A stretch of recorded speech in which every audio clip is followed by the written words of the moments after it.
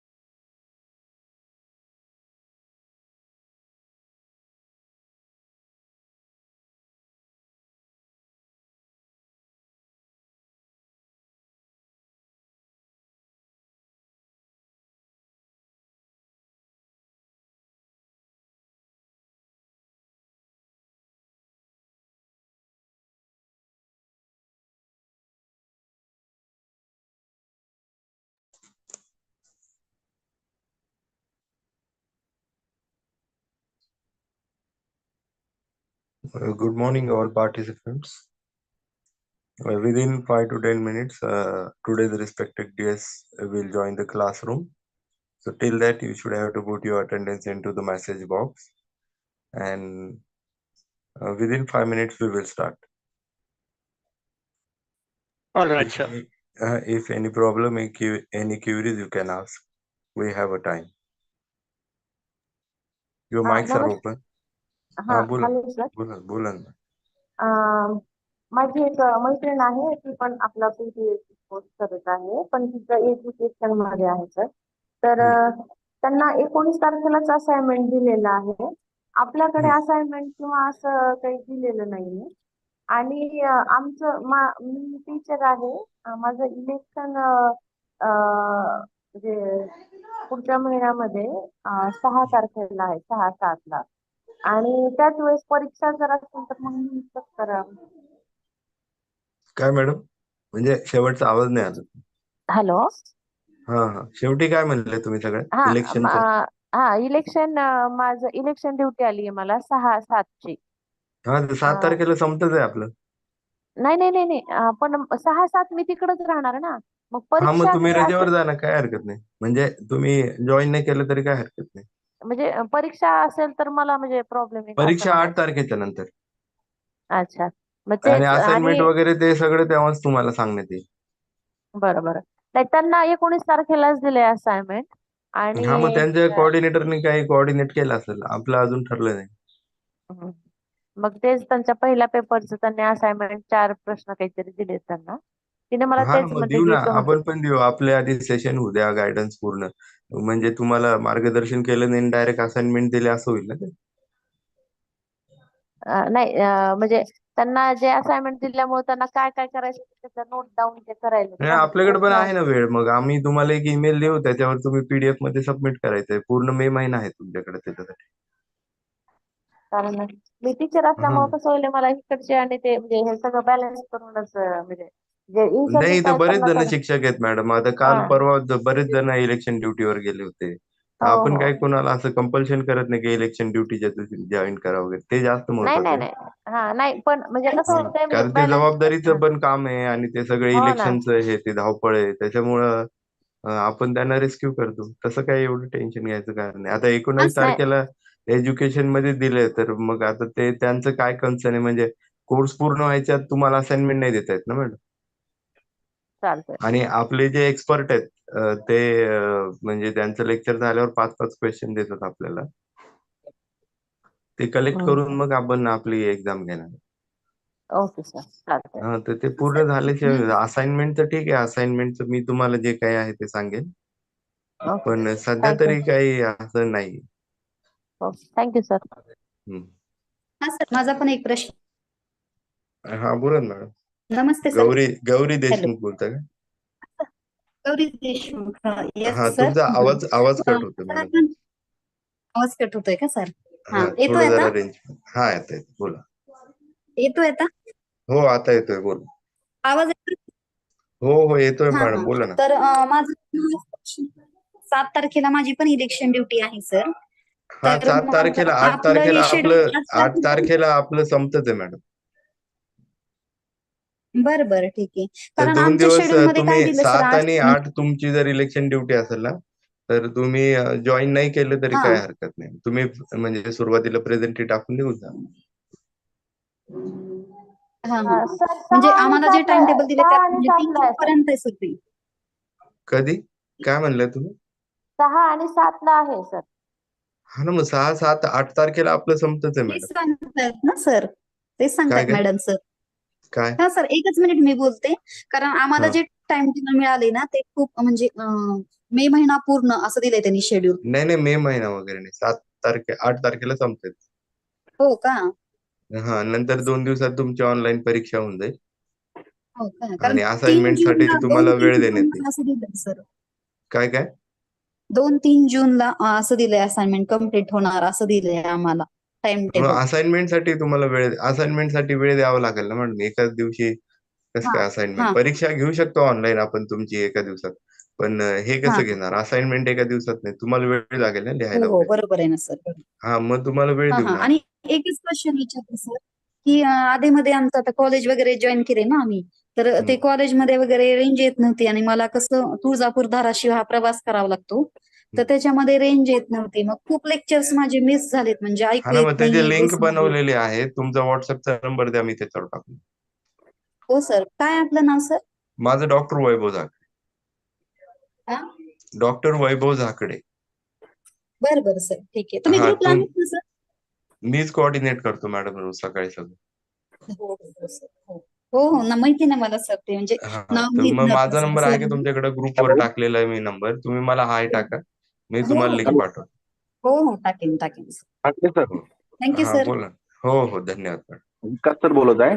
बोला ना काय ते म्हणता. झोनल ऑफिसर म्हणून ड्युटी ऑर्डर आहे, गेली 3 महिने हा आम्ही ना, तुम्ही जा ना त्याच्यामध्ये. सर इलेक्शन, तुम्ही आधी बोलले ना सर, काय प्रॉब्लेम.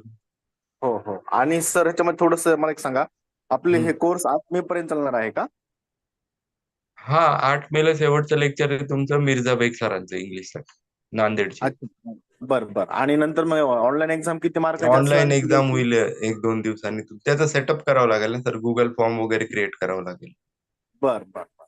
ठीक. आणि त्याच्यानंतर तुम्हाला ग्रुपवर टाकण्यात येईल, तुम्ही ओपन करून 1 घंट्यात ते भरायचं. 1 घंट्यात भरले नाही तर अबसेंटी कन्सिडर. आपण सगळ्यांच्या ह्यानी एक डेट काढू, सगळ्यांना जी डेट अवेलेबल आहे, आणि तुम्ही तेवढ्या वेळात ती एक्झाम द्यायची आहे ऑनलाईन. त्याच्यानंतर मग ती लिंक क्लोज होऊन जाईल. 13 तारखेला मतदान आहे आणि 8 ते 13 आम्ही पूर्ण बिझी असू. हा ना, कारण मग 13 तारखेच्या नंतर घेऊ आपण. हा, हे बेटर राहील. तर आफ्टर 13 तारखेनंतर जर काढली. हा हा, 13 तारखेच्या नंतर. चालेल, धन्यवाद. हा, हा, नमस्ते सर. कोण बोलताय. विजय शिंदे बोलतो, मराठी विभाग. बोला ना सर, अ, काय म्हणताय. हा, तुमचे भाऊ सर कॉलेजला आहेत आमच्या, परमेश्वर विनायक झाकडे सर. हा, भाऊ आहे सर. आपण Vaibhav, हे, हा मॅडम yes, बोलिए. good morning. हा Actually, I've joined from my mobile. We are trying to connect it from the computer. If it is possible, then I can share the PowerPoint presentation. Till then, like I can begin orally. Then there is no problem. Will it hello do? Madam, Yes. हाँ, तो शुरू करने का क्या madam. Yeah. Then I will start. No problem. Okay, I just introduce you to the scholars and then we will start, madam. Okay, today's our respected guest is appearing into our classroom, so it is my duty that I should have to introduce you with the madam. Today's respected guest is our department's uh, professor, Professor Mehrunisa Pathan, and I would like to introduce you to about the madam.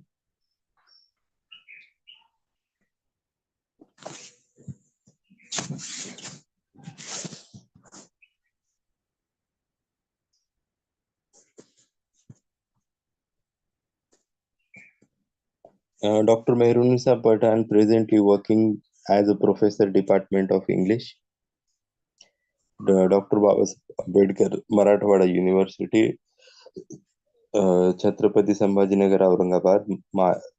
She has more than 19 years teaching experience and research experience. She has published near about 40 research papers in national and international journals. She has participated in near about 110 national and international conference seminars and presented a research paper. She is appointed as an external examiner by the various uh, universities as a resource person. She has delivered lectures as a refresher orientation, short-term courses, and pre-PhD coursework. She has designed various courses for the postgraduate and MPhil uh, courses. She has working various national and international journals as a editorial body member and member of a review committee. She has coordinate various activities for the postgraduate student, MPhil and PhD students.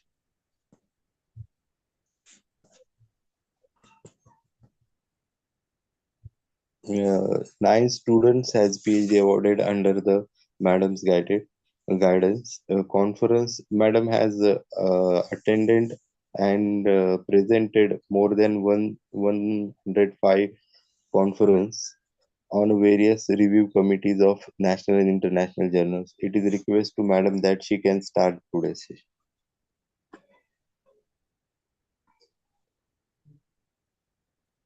Yes, thank you so much, Vaibhav, for the introduction. Yes, madam. At the very outset, I am very pleased to be the part of this pre-PhD coursework, which has been organized by our HRDC via Teachers Training Center. So thank you so much for giving me this opportunity. Actually, I had a PowerPoint presentation and I am trying to work on it. If it is possible, then we could share, and the person is working on it. The topic that I have chosen is related to research methodology, and especially the title is Research Methods, a Critical Perspective. So let me begin with the presentation. Like the research student, especially who are working on various topics. The research student who wants to obtain a degree of Doctor of Philosophy, they should follow certain principles while doing his or her research work.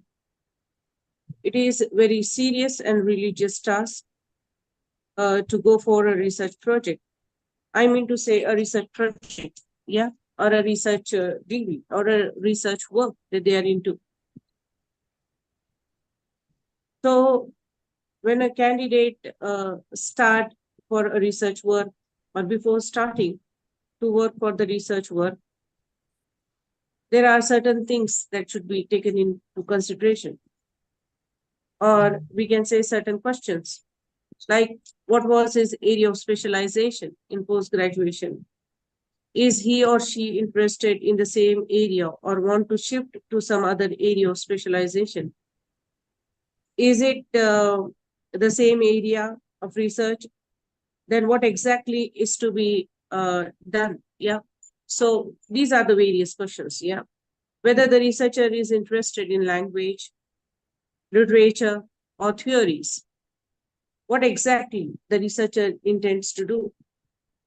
So when we talk about the area of interest, especially when we speak about the languages, so we do have languages, literatures, and theories.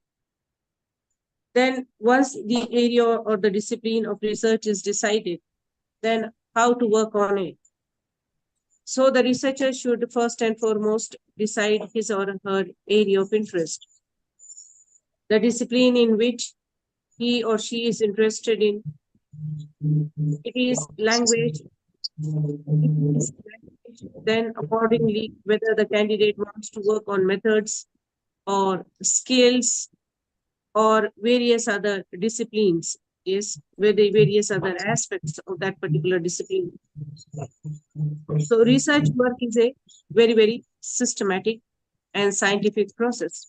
So the researcher has to be very serious about his or her research work, whether it is language, literature, or theory, or comparison of theories, yes, or a comparative study of literature. So keeping it in mind, one has to be very selective about it. Say, for instance, what aspect? Is there any need of such a research work? Why I'm pursuing a research? I'm using I, yeah, personally, I'm using deliberately the first person singular I, yeah. Why I need to go for such a kind of a research? Who is to be benefited? Why I need to pursue my research? What is the need? If at all at personal level, at societal level, at academic level, what benefits are there for these levels? What is the significance? Why to do the research work? And once we decide that I have to go for this kind of a research, and this is the research work that I'm going to go for it, so then we need to go step by step.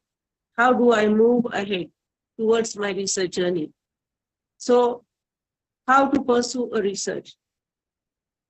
Say, for instance, is there any possibility, like if I take an example of a poem like Daffodils, so is it possible to write a complete thesis on a daffodil? Yeah, it also depends upon the kind of perspective we are looking from this particular poem called as Daffodils. Like, say, for instance, if we are applying critical discourse analysis, or we are looking at from the axis perspective, from pragmatics perspective, or stylistic perspective, or linguistics perspective. Yeah, it depends upon. Yeah, so say, for instance, are we not going to look at the symbolism or imagery and so on and so forth? If we take an example of that, yeah. So how the work is to be done, yes, and how do we perceive this literature? Then how to do it, what to do, how to collect the material, what aspect of research, what is the relevance and significance of my research, what is the application to the society and community, yeah. So a student, a researcher, and the teacher, yeah, that is the supervisor, they sit together, decide, work upon a particular topic, yeah, and then the area or the discipline is being decided, whether it is language, literature, or theories, or the application of the theories on literature. If it is language, I mean to say English language teaching, that is English language teaching that comes or that belongs to ELT, that is again a language area. So how much do the researcher know, or how much the researcher has dwelled into that discipline or area? That is more important, or most important part of it. So based on the previous knowledge, and after going through certain research work, like say, for instance, certain thesis, projects, text, and maybe articles, and so on and so forth, then the researcher could proceed. And then comes what aspect of the research, yes. So when we move on to the multidisciplinary research, yeah. So how do we look at this? Yeah, multidisciplinary research. It takes place when faculty from different disciplines, they work independently on a common problem or research question. Like in this approach, we can see faculty share research goals and work on the same problem, but look at it from their own discipline's perspective. So the findings from each discipline, they are supplement to each other. The advantage of multidisciplinary research is that each aspect can be analyzed by a particular specialty, which is often digital, which is often necessary to answer complex research problems.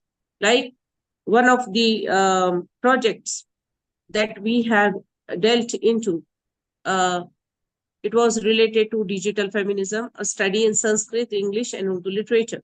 So we, belonging to different disciplines, we came together and we have worked upon a common research problem related to digital feminism. That's an example, yeah. But when we look at the disciplines, they are different, yeah. So what is interdisciplinary research?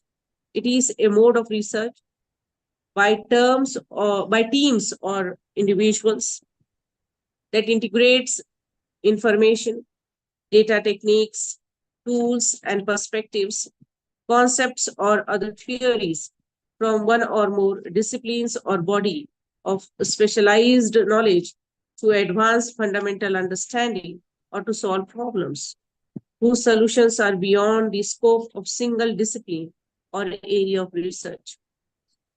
Now, when we look at interdisciplinary, it's a kind of a collaboratively working. It depends on shared knowledge. Then we move on to convergent research. What is convergent research? Yeah. Then we do have medical humanities or digital humanities. We also have inspirational literature.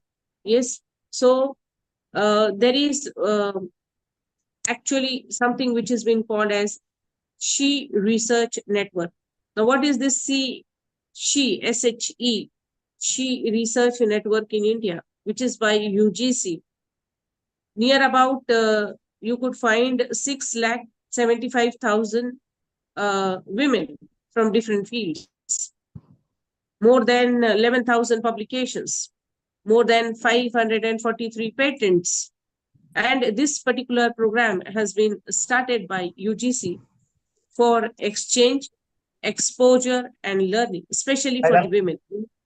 So it's related to learning, exchange, and exposure. Now, when we look at Madam, you can meaning, mute them because you are a co-host. so when we look at the meaning of trends, yeah, what do you mean by trend? What according to, I mean to say, what are the recent trends in research? What are they? So in order to understand that, we need to understand the meaning of the word or the term called as trend. So the Oxford English Dictionary, it has defined trend as a general direction in which a situation is changing or developing. Say, for instance, we have economics, social, political, and so on and so forth.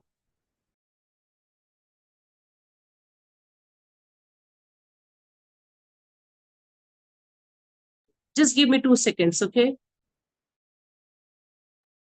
Yes, madam. Yes, madam. No problem. So just off your video also, madam.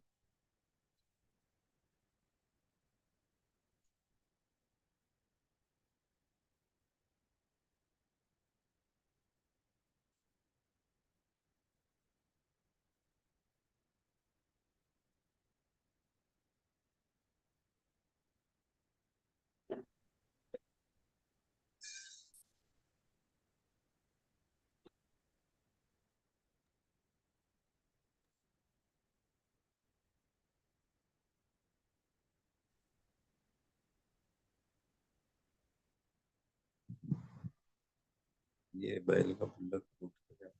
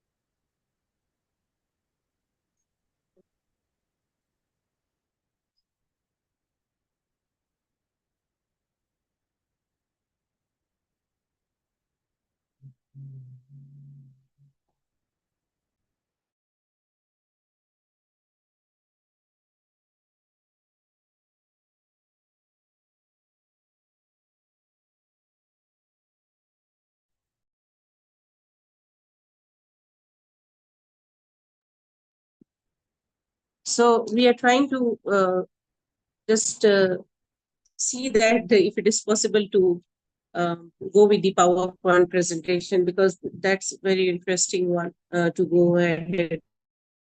Coming back to the definition of trend, I was trying to explain what trend is. It's a general direction in which a situation is changing or developing. So, say for instance, we have economics or social, political, and so on. So, how do we understand the concept of trend? So it's a general change or development or something that is new. Yeah. So what trend studies now? Once we understand the meaning and definition of trend, so we need to understand what trend studies, like gathering of data from a particular population, which is characterized by specific variables, such as I will come on to give the meaning of these variables. Like you have independent variables, you have dependent variables, you have univariate, bivariate, and so on and so forth, or multivariate. Yeah. So I would be coming on to that. Yeah, I'm making it from different perspective, like when it comes to language, literatures, and theories. So even from language perspective, those who are working in the areas of language. So how do we get the data? So data gathering, which has been characterized again by population, characterized by specific variables at different levels, like educational level, survey research, methods, issues, and what is the future. Now, when we move on to the recent trends, so what are the recent trends? Yeah, everyone belonging to different disciplines also, they are also much aware with this kind of recent trends that have been come up. Like we have artificial intelligence, that is called as AI, or data visualization, like data collection and interpretation. We also have market research, like when it comes to transition from traditional methods, such as we have surveys or interviews or focus groups. Uh, then moving on to digital methods. What is digital methods? Like we have research methods. So we talk about interpretative, descriptive, analytical, so elaborative, and so on and so forth research methods. What are digital methods? It's a very, very broad umbrella term.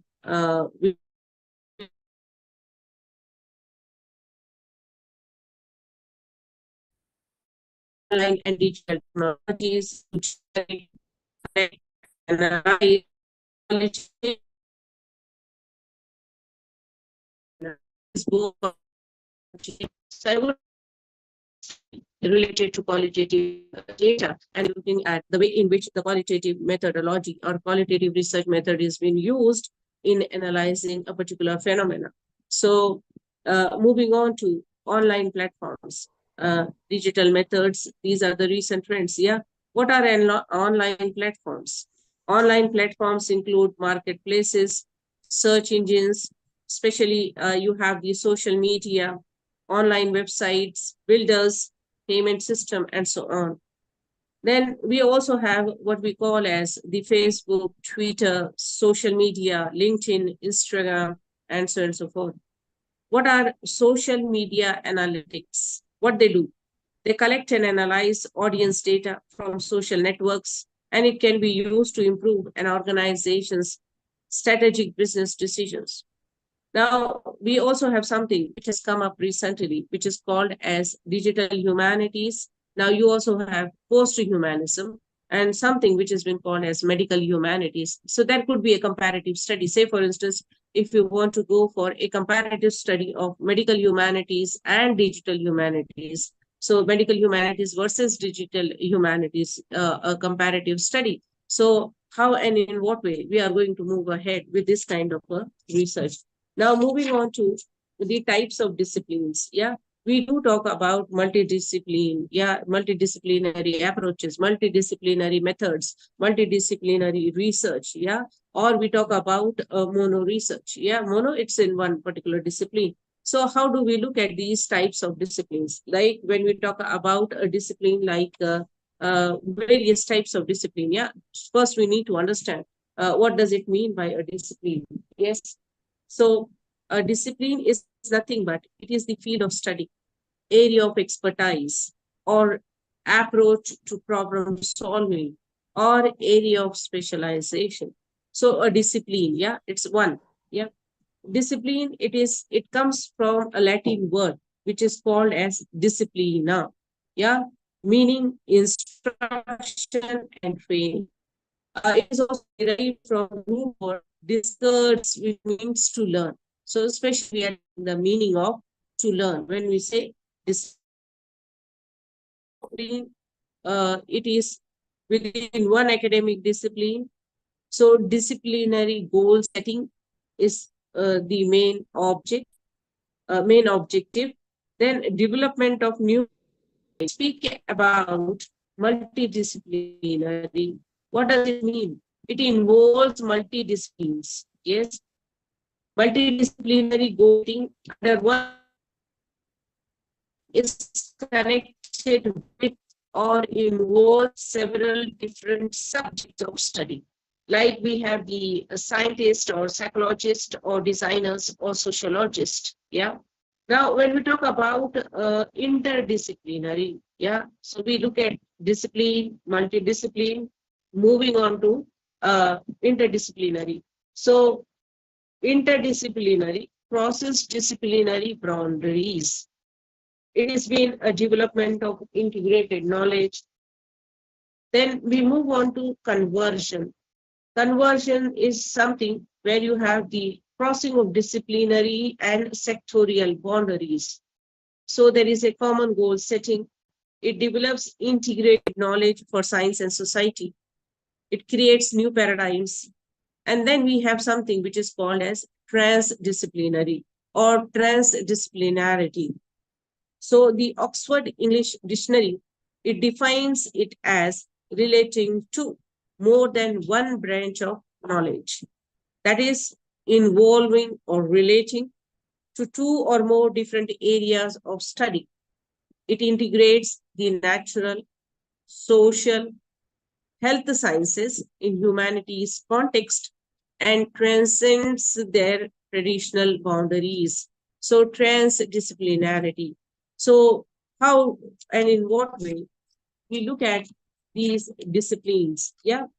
Now, understanding the concept of research. Yeah, I'm not going to get into the etymological meaning or the word, how and from where it originated, the term research.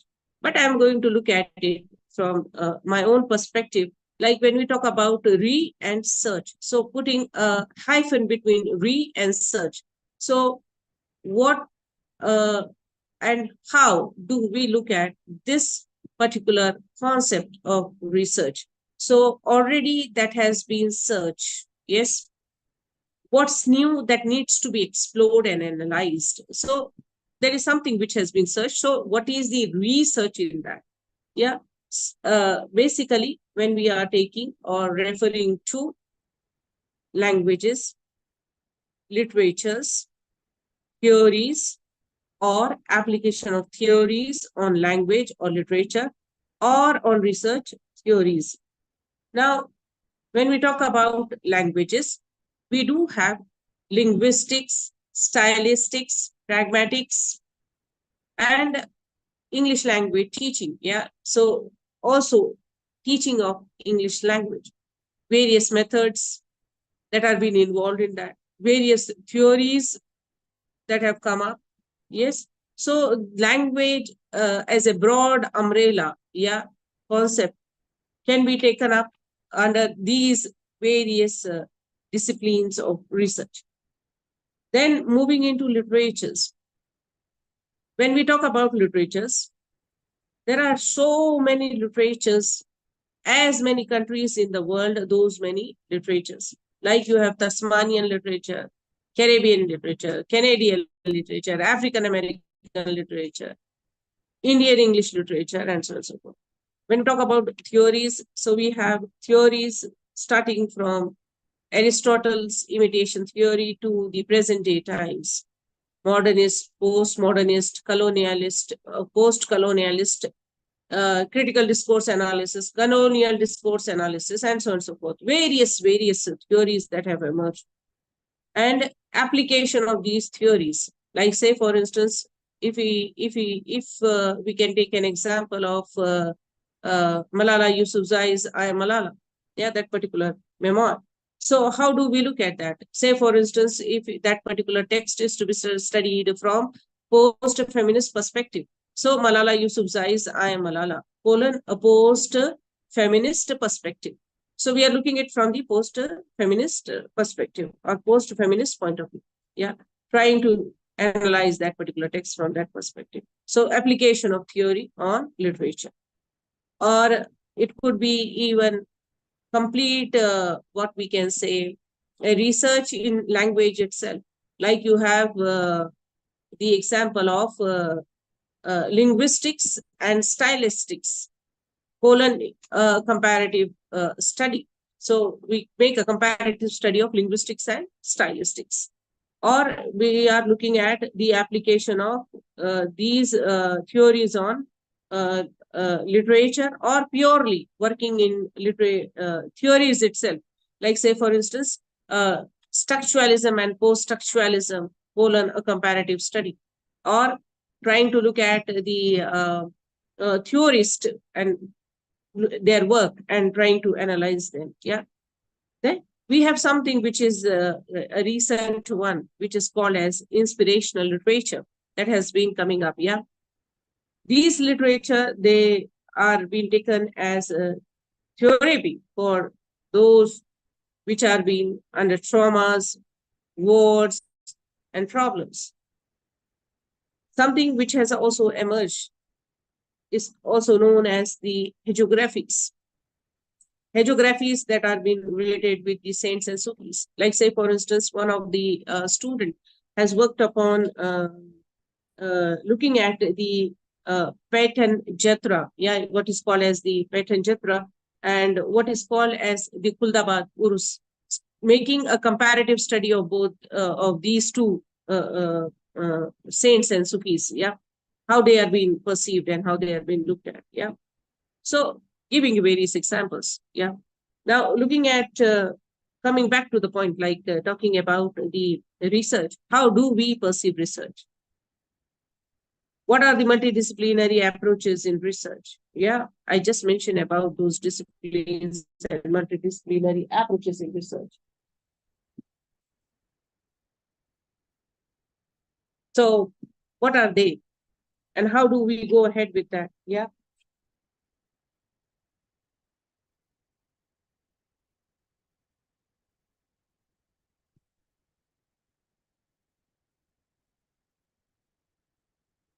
How do we go ahead with this? Yes. So when we talk about the qualitative research, I will be looking at that. Yeah, what is qualitative research?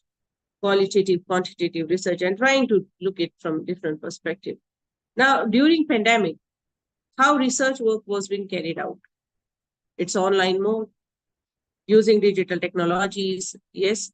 One of my student, she worked on integration of various skills. Yeah, it was related to a language. And it was not possible to collect the data. So the only possibility that was been left was through online mode during this pandemic period, how we can collect the data. So through emails and through various other methods that could be applied, and the data collection was being done. Now, when we talk about multidisciplinary research, it takes place, as I mentioned, when faculty from different disciplines, they work independently, they will be talking or coming into terms with a common problem. Yes. So how do we go ahead with that? Yeah.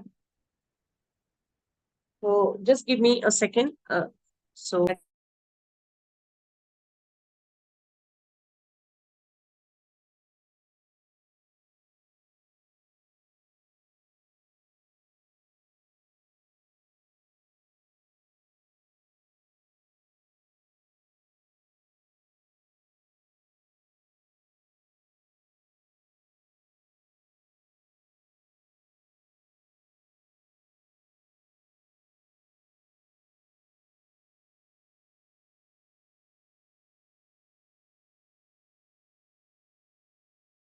I am, okay, just give me a second.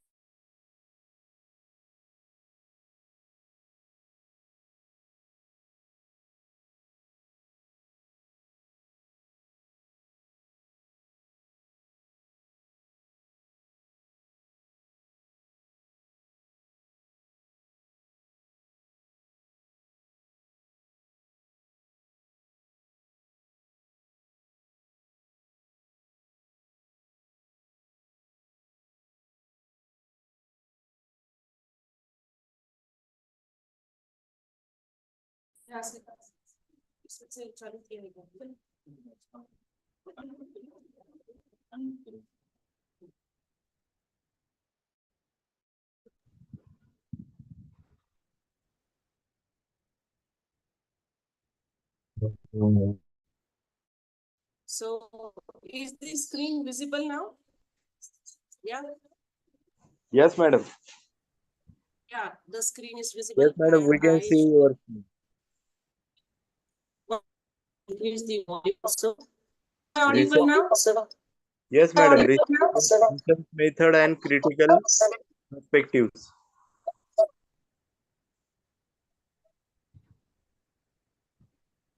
Madam, your sound is not coming. Yes.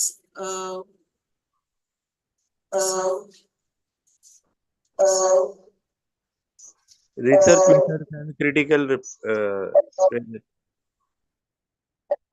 उसको share कर दो, right? तो उससे यहाँ से share कर दो। आपको लेना पड़ेगा आपको लेना पड़ेगा आपको लेना पड़ेगा ये मोबाइल में लेना पड़ेगा करते हो तो इसमें change हो जाएगा।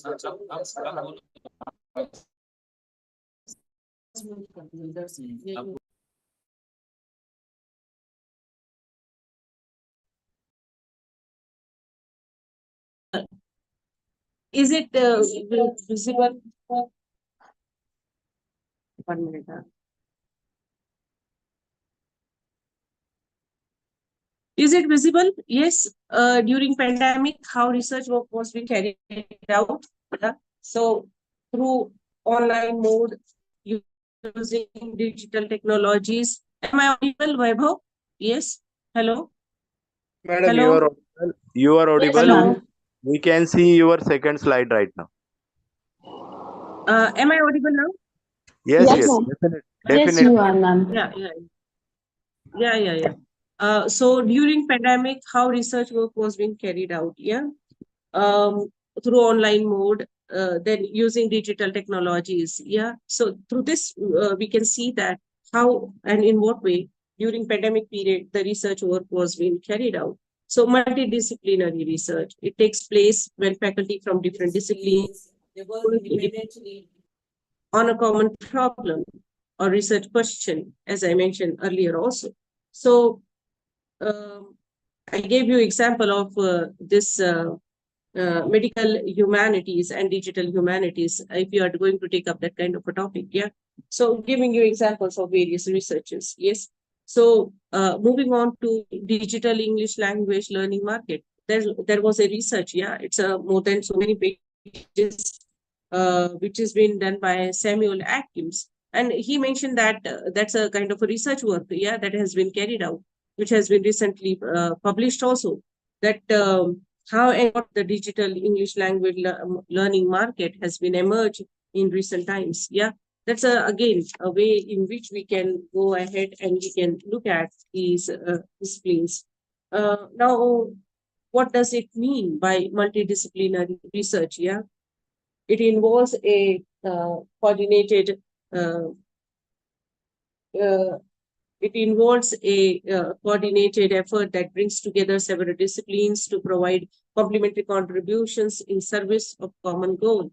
It provides opportunity to bridge disciplines, and one can able to combine multiple disciplines and pursue different ways of thinking about the same problem. It needs collaboration with different professionals in different disciplines. So we have a multidisciplinary team. So multidisciplinary design project, it gives experience in new thinking, and it also develops an innovative research. Now, let me also mention about research, as I have earlier pointed out. So this is something that has already been researched. Yeah, I was been talking about this multidisciplinary research. As I mentioned, it involves coordinated effort that brings together several disciplines to provide complementary contributions in service of a common goal. Yeah. So this is related to multidisciplinary research. Yeah. Next. We also need, what does it mean by medical humanities? Yeah. So what is medical humanities? Medical humanities is a field of study that asks what it means to be a human in the context of health and healthcare. Yeah. So here we try to understand medical humanities. It is the holistic response uniting the arts, humanities, and social sciences to address needs in medical education, professional development, and patient care. What are the goals? To study of human aspects of medicine from within traditional arts, discipline of history, philosophy, sociology, and literature. and the intersection of medicine and creative arts, and the training of more insightful and compassionate doctors. You also have something which is called as alternative medicine, and how this is reflected in literature. So there could be various examples. This could also be a topic of research. Then, especially when we are using alternative medicines, we have spiritual purification of oneself, body, mind, heart, and soul. Then you have literary text that deals with black magic or jinn or supernatural elements or witchcrafts. Like the best examples are of William Shakespeare's Hamlet or Macbeth, for that matter. Yeah. So we look at defining the research problem. Yes. How do we define research problem? How do we look at a research? Yeah, most of us now, we need to think and reflect on any research, including the master's and PhD work that you have conducted in past, particularly when you tried to remember how you identified and determined the topic that you have investigated. Like, say, for instance, all the participants, those who are now involved into this pre-PhD coursework, they have already gone into this particular process of defining research problem. You have thought, you have reflected, and especially those who have already taken up the topic and started to investigate. And I have already given you the examples of language, literatures, and theory, and the application of these theories either on language or literature. Then we move on to the second part of it, like formulating, clarifying the research topic. Yeah.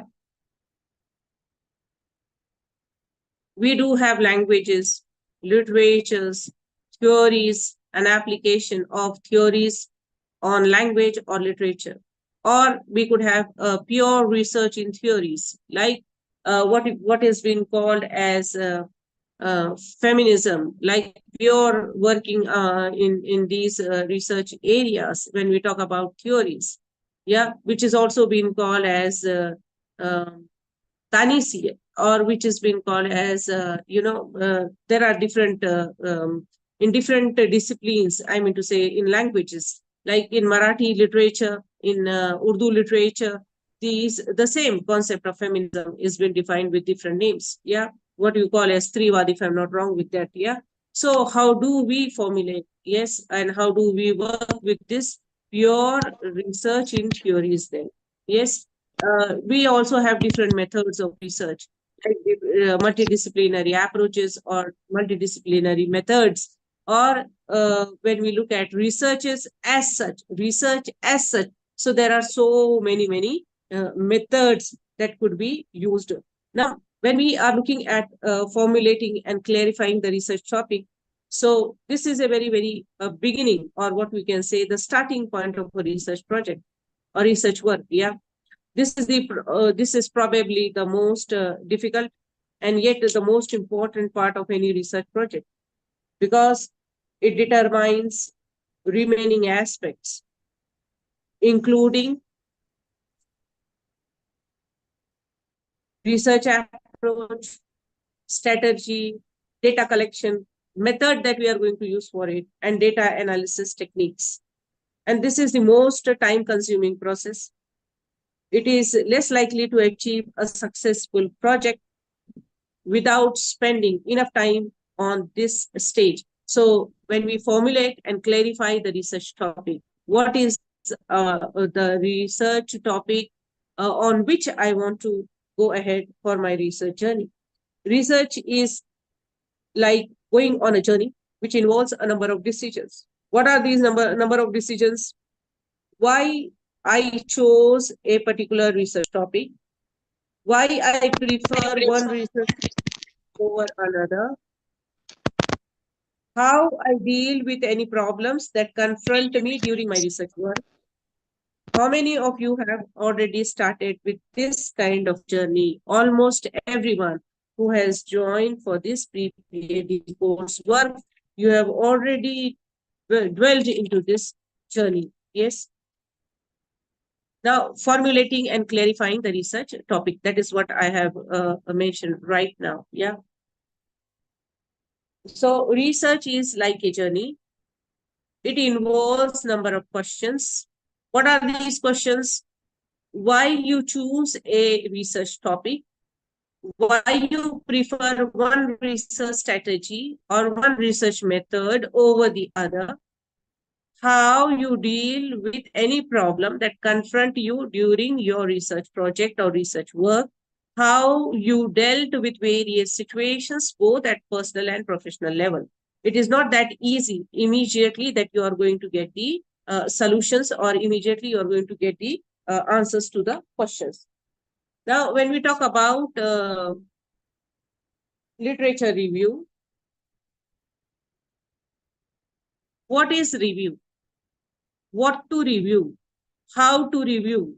Yes. So we need to try to understand what does it mean by literature review. Most of the students, they don't understand what does it mean by reviewing of literature or literature review. And you will see that at times this is very, very crucial and important part of any research, but this is being missing. So what to review, how to review. So say, for instance, you also have these kind of sites like www.googlescholar.com. When you are going to review, when we are looking at literature review, so we can go with certain journals, articles, dissertations, thesis copies, which have already dealt with that particular kind of a topic, author-centric and concept-centric research work that has been taken up. We can also refer to Web of Science, Cooper journals, and other UGC listed journals in order to look at the literature review. This is the structure. Yeah, this is a very, very broad structure that I am trying to keep in front of you when we are trying to look at the research work. Say, for instance, when we are looking at the introduction part of it, yes, what the introductory part of research should include. Yeah, that is most important. Yes, say, for instance, you can take an example of any article. So when you are writing an article, you have designed the topic. So the designing of the topic is very much in your mindset. You know what the topic is, but when you are looking at the introductory part of it, it depends upon the kind of topic that you have chosen. So keeping that in mind, you are going to have the introduction of your research article or your thesis or the dissertation. This has been applicable to all because I'm looking at it from a very, very different perspective. Yes. So when we look at the broad structure of any research, yeah, so the introductory part plays a very, very important role and a vital role in introducing like what exactly the candidate needs to do in the further research.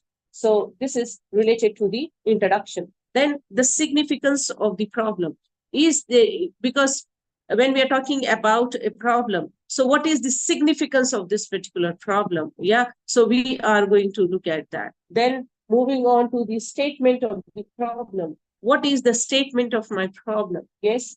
Then the explanation of the concept, because I told you I'm looking at from the language perspective also. So this could be taken up as a very, very broad structure as such in order to understand when it comes to language, literatures, and the other disciplines. So even from the language perspective, so we need to understand the explanation of the concept.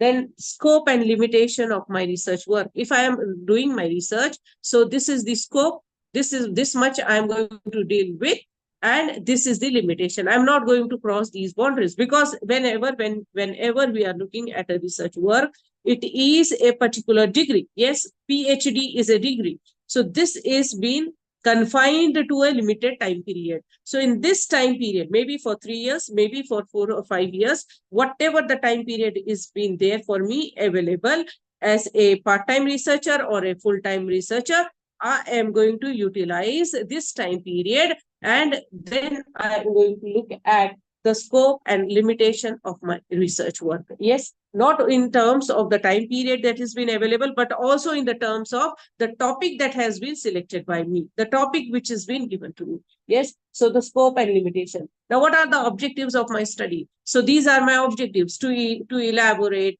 to identify, to illustrate, to do this, to do that. Yeah, so this is in will. Yeah, I will be. Yes, so to identify, to illustrate. So those are the ways in which you identify and specify your objectives of your research study. So these are the objectives of my study: 1, 2, 3, 4, 5. And by studying the research work, the corpus of my research work, I am going to get into these objectives of my research study. Then we look at the hypothesis. How do we formulate hypothesis? What do you mean by hypothesis? When it is a hypothesis with a spelling of SIS, and when it is hypothesis with the spelling of SES. So there is a difference between the two. But many students, they don't understand. They simply write hypothesis without understanding whether it is singular or whether they are multiple hypothesis. So using the spelling of hypothesis is equally important, and it is very significant when we are making it either with one hypothesis or when we are making it with SES, with multiple hypotheses that are being involved in the research work. Then moving on to the research methods. Yeah, I'm going to get into the research methods again because my whole presentation is related with the research methods. So what are the different research methods? Yeah, what are the different research methods? There are so many methods: elaborative method, analytical method, descriptive method. Then you have other methods that have come up. Like, say, for instance, we have methods like, as I mentioned that I would be coming on to these methods again. Like, you have autobiography as a research method. I'm mentioning it from a book called Research Methods for English Studies, which is by Gabriel Griffin. Here you can see that how autobiography is also being used as a research method. Oral history is being used as a research method. Then we also have visual methodologies. I will be talking about that. Yeah, discourse analysis. Yes, critical discourse analysis, as I mentioned. And also you have task-based discourse. Yes. Then you also have ethnography. So how ethnographic methods are being used in English studies. Then you have so many types of ethnography. Yeah. What do you mean by ethnography? It is related to ethnos and graphene. Ethnos and graphene. So ethnos means, when we talk about ethnography, it is about nations writing. Yeah, ethnos and graphene. Graphene means writing. Ethnos means nations writing. Yeah, related to its culture, so on and so forth. Yeah, various aspects of that particular nation. Yes, so ethnographic methods that are being used in English studies. Then we also have quantitative methods, especially when it comes to the text analysis. Then we also have textual analysis, and we also have interviewing as a research method, creative writing as a research method, and various other methods that are being used in digital humanities. Yes, so we have so many methods, and I am going to specifically looking at the qualitative research method,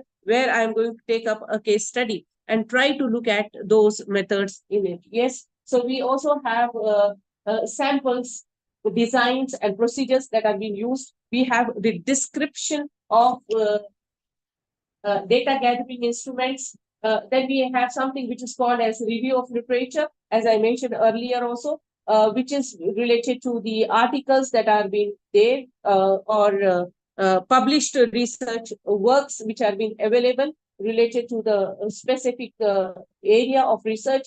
Then you also have something which is called as a systematic review of literature. We know only review of literature, but there is something which is also called as a systematic review of literature. And this question could be asked, like, what do you mean by systematic review of literature? So we should be available with our answers, that what kind of a review of literature I have done when I have been doing my research work, whether it is simply a review of literature or it is a systematic review of literature. Yes.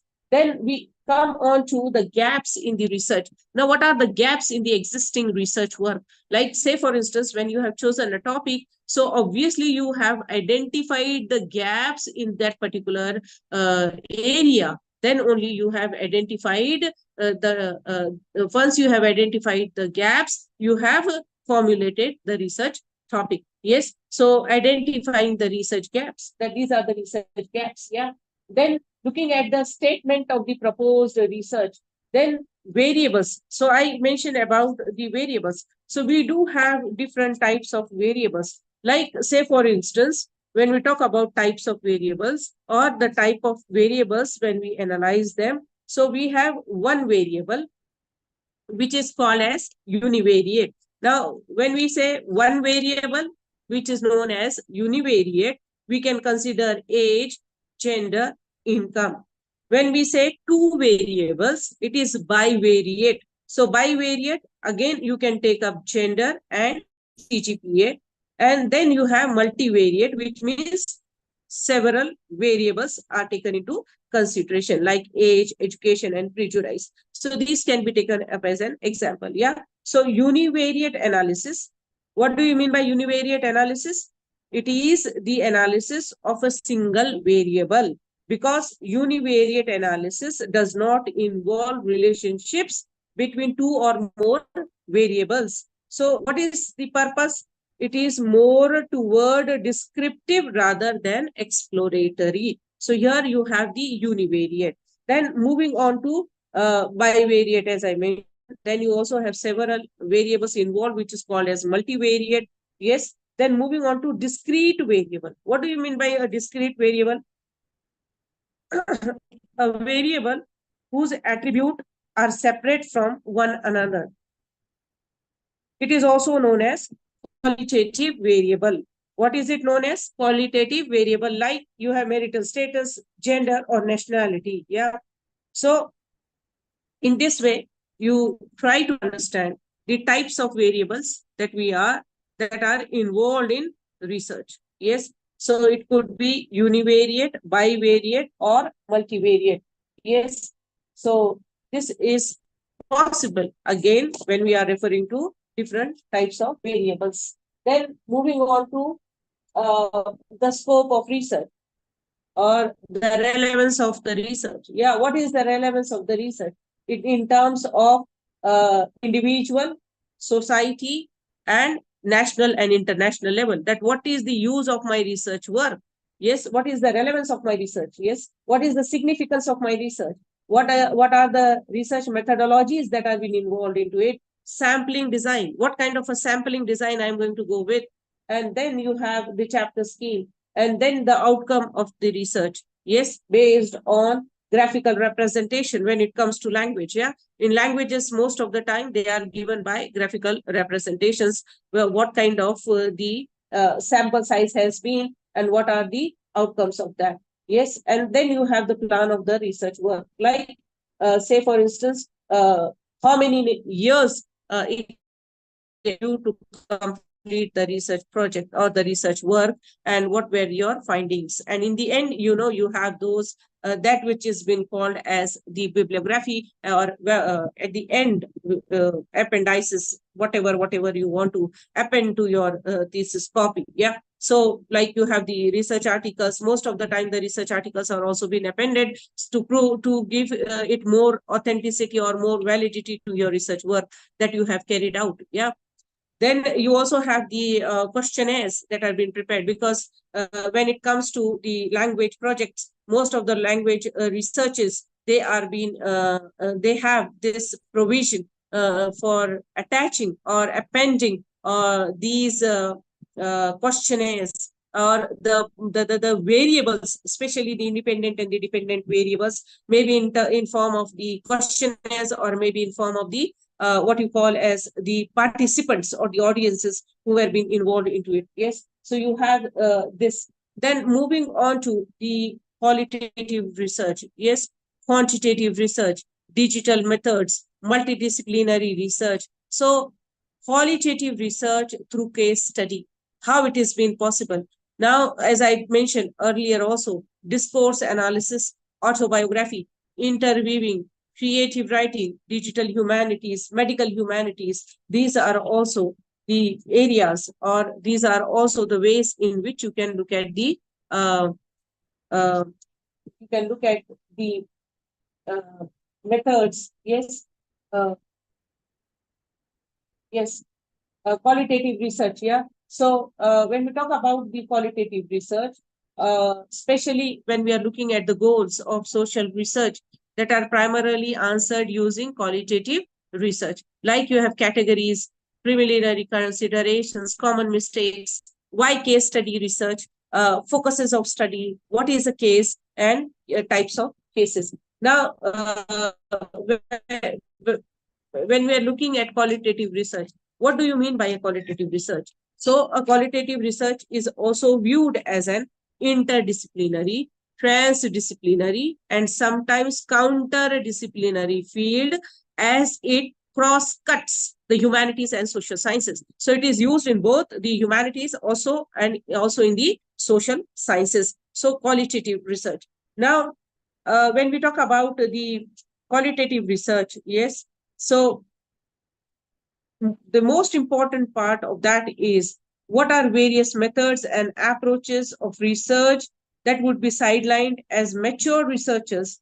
Everyone is well aware of these questions and answers related to them. So how we look at the qualitative research when it comes to the disciplines like humanities and social sciences. I have tried to look at the way in which Deslin and Lincoln, it was in 2003, page number 1. Yeah. That's a book by Deslin and Lincoln. And they argued that what is a qualitative method? So qualitative method can be traced back to 1920s and 1930s, which established its importance as a qualitative inquiry for the study of human group, life, processes, and systems. So this is the way in which they tried to define or look at the qualitative research. Like it is a method which can be traced back to 1920s and 1930s, and it established its importance as a qualitative inquiry for the study of human group, life, processes, and systems. Whether humanities or social sciences, obviously, the research work carried out is either on human group, life, or processes, or systems. So the development of qualitative method, it goes back to 1920s and 1930s, which has been argued by Deslin and Lincoln. Now, when we talk about the pandemic period also, yeah, most of the, in this pandemic period, we have seen that most of the researchers, they have used the virtual uh, online mode for their research work. Yeah. So now looking at the definition of virtual, Cambridge Dictionary defines virtual: something that is virtual can be done or seen using a computer and therefore without going anywhere or talking to anyone. Almost complete if it is used before now. Yeah. So it is, when we are looking at this meaning of virtual, it is almost complete without using anyone. Yes. So when we look at virtual research methods, yeah, though I'm going to focus upon qualitative, but we need to also understand that what are the various virtual research methods. Like we have cyber ethnography, online content analysis, online focus groups, online interviews, online qualitative research, online questionnaires, web-based experiments, social network analysis. All these methods, they are called as virtual research methods. Now, looking at the types of online qualitative research. What are the types of online qualitative research? So I have tried to look at the 6 types of qualitative research. The first one is phenomenological model.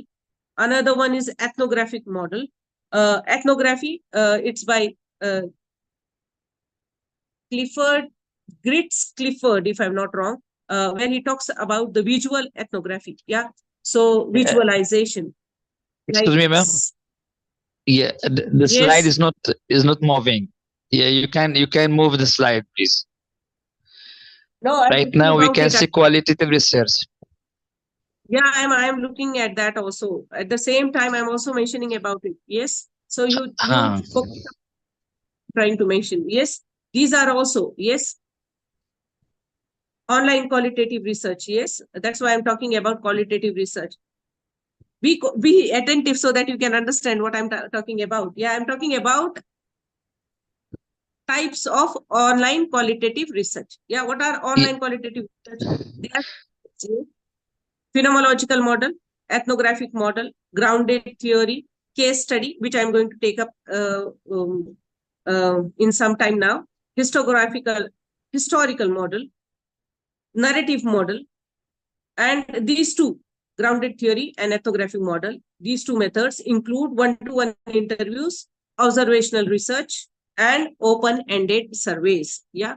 So this is how we can look at it. Let me also give you one example. One of our student, yeah, when he was studying in a second year, he belonged to English language teaching. Yes. His subject area of specialization was ELT. He has written an article, and this was being given to Scopus, if I'm not wrong, for publication. The title of that journal is Linguistic and Culture Review, 2020. Yeah, this was during pandemic period. Yeah. So the article that was being published by him, though he has to face a lot of problem, it is not that easy because they don't charge anything to you, but they ask you to go for review. Yeah. So whatever the suggestions are being given, you have to incorporate and then you go for a publication. So this was related to influence of social media on EFL Yemeni learners in Indian universities during COVID-19 pandemic. This is the title. And on this particular topic, the researcher, the student, the candidate, he was, because he belonged to that specialization, so he has written an article. So in the very beginning, the abstract of the research goes in this way. The present study aims to scrutinize the efficiency of using social media on EFL Yemeni learners in Indian universities during COVID-19 pandemic period. Yeah. So this research covers 4 social media. What are they? Facebook, Twitter, YouTube, and WhatsApp. So the research methodology that is used in this research is quantitative design using an online questionnaire. Now, the questionnaire was distributed online using a closed-ended questionnaire. Now, what is open-ended questionnaire and what is closed-ended questionnaire? Open-ended questionnaires and closed-ended questionnaire, we should have the understanding of the difference between the two types of questionnaire. So Google Forms were being exploited in this study. The findings indicated that learners spend more time using social media for learning the English language, and listening is the most improved skill when using social media for the learning of English language. So the whole article is been available at the Linguistics and Culture Review at 2020. Why I mention this? Because the way in which the questionnaire was being used, yeah. So the questionnaire items, they, the way in which it was been planned, if it would have been possible for me, I could have displayed that, yeah. Because the tables that are being used, and that's why I told you the graphical representations are being used in languages, especially when we are working purely in languages, yeah. And depend upon the practical work that is being involved into it, or else if it's purely theory, so then there is no possibility. But with the using of these, what you call as the language areas, there is a possibility to a great extent of using these graphical representations. Yeah. So on one hand, you have the questionnaire items. Then on the other hand, the participants' responses, like whether they strongly disagree or they disagree, or they are neutral, they agree or strongly agree. Yeah. And based upon that, the mean is being written, then standard deviation and the rank, and then the general trend. So this is how the whole article has been, systematically been written. And then you have the statistical analysis for the most used social media for learning of English language. Like you have the frequency and the percentage. Like say for instance, YouTube 98 frequency is there and the percent is 81.7. Yeah. Once you read the article, I think it will be very much clear to you. It also illustrates most used social media for learning the English language. Like YouTube, it is 98. Then Facebook, it is 15%. WhatsApp is 5, and Twitter is 2.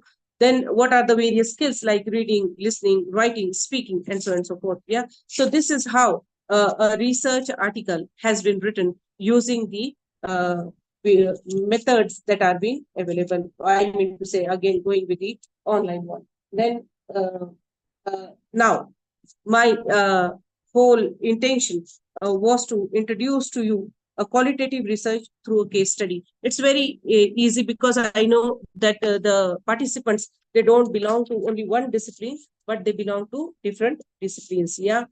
So keeping that in mind, I have tried to look at the qualitative research, and it's very easy. I can take that surety that it is going to be very difficult to understand how and in what way we are doing. Because I'm going to take up the two products which we are using daily in our day-to-day life. Yeah. So what are these products? Yes. And how do we go ahead with that? Yeah. So it's related to my own course work. That was a kind of a short-term course that I have done from the School of Management Studies, Motilal, and the inspiration research reboot there, and that going to say inspiration for taking up this qualitative research to understand that. Whose mic has been mute? Please unmute yourself. Moving on to the qualitative research, yeah, that is, and the types of cases that are being involved into the qualitative research. So qualitative research, when we talk about it, it produces observation which are not easily reduced to numbers. Yeah, it's not possible for us to easily reduce them to numbers. It includes a range of data collection methods, including field notes, one-to-one and focus group interviews, forms of content analysis and historical analysis. This is well suited for studying social processes. And how does this come about? Yeah, how do we go ahead with that? Yes. Now, what are the goals of social research that are primarily answered using qualitative strategies? Qualitative strategy or qualitative data. The very first thing is giving a voice. Then second is interpreting cultural and historical phenomena, due to the fact that there are often many aspects involved in historical research, and because many of the materials are not specifically quantitative in nature. Advancing new theories, like you have inductive logic, it goes from a specific case to a general case. The qualitative cases are more often in-depth and give a fuller phenomena in quantitative cases. Now, what are the different categories that have been involved in this? The first one is naturalistic observation, which is related to ethnography again. Then we have ethnomethodology, surveys, case studies, focus groups,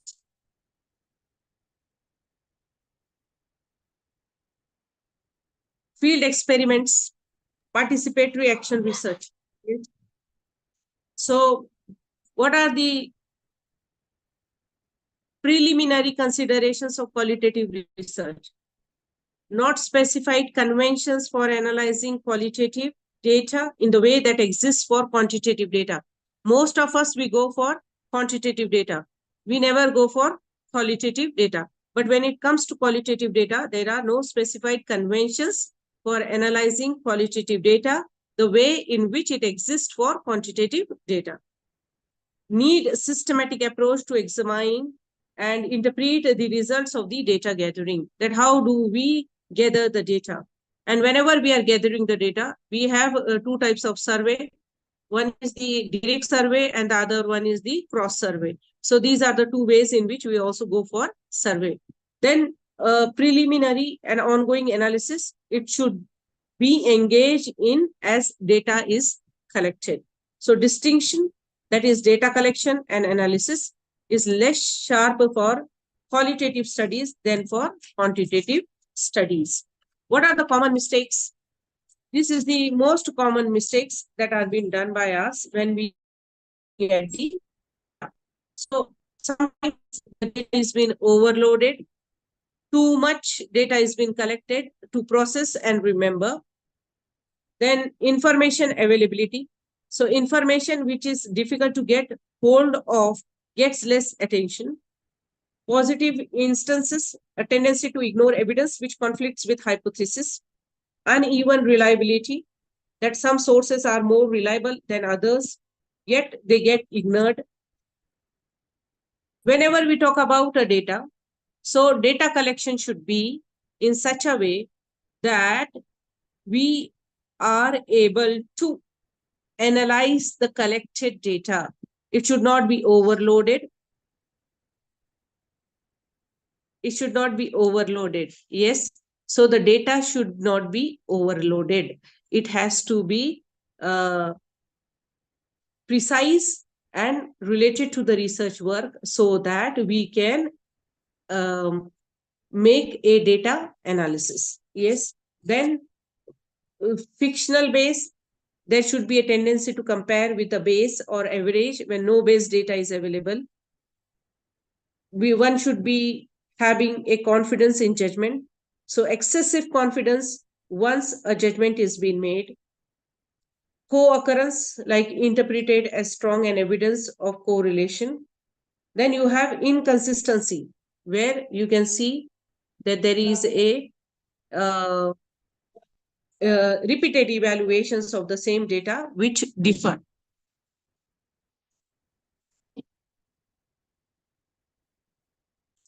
Then we move on to the why case study research is important. Why it is important? Why do we need a case study? Yeah, case study research. That's a part of an, again, qualitative research. Yeah. So a case study method is amongst the most flexible of research designs. It is particularly useful in researching issues related to sustainability and institutional systems. Then incorporates a number of data gathering strategies like, say, whenever we gather the data, document analysis, survey, participant or non-participant observation, and participatory or action research. So when we look at a case study research, it can serve a variety of functions. What are they? Exploratory, enabling researchers to get a feeling for potentially important variables and to describe phenomena in the appropriate contextual setting. I have already mentioned about the variables, like you have independent variables and you have dependent variables. Excuse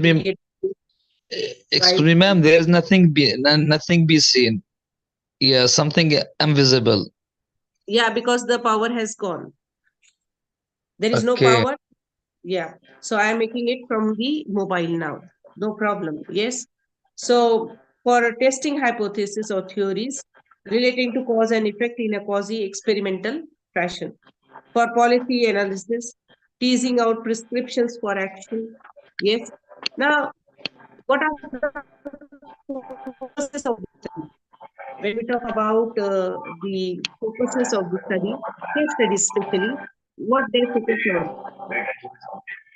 Case studies, they are classified according to focus of study, like the individuals, the communities, social groups, organizations, institutions, events, roles, relationships, and interactions. Yeah, it all depends upon the way in which the focus of the study is there. So, what is the focus of our research study? Whether it is individuals, whether they are communities, whether they are social groups, whether they are organizations or institutions, whether they are the events, roles, relationships, or interactions. Yeah. So, in order to understand, yes, the focus of our study, we should classify them in this way. Yes. Then moving on to what is a case. How do we understand a case? Yeah. So, a case is a factual description of events that actually happened at some point in past or happening presently. So, what is a case? A case is a factual description of events that actually happened at some point in the past or happening presently. It may be developed from a field study or from generalized experience or from published sources. So, how do we develop? Develop it for generalized experience or for sources. So, most of us, we go with the published sources. It may present the technical, social, or economic, political details of the organization or the environment. Yes. Then it has time structure. It presents the sequence of the events in terms of time. It avoids description in terms of should, normally describes in terms of was. Sometimes technical notes, industry notes are also. Now, what is the case study? What are the most favorable to illustrate a case in a community?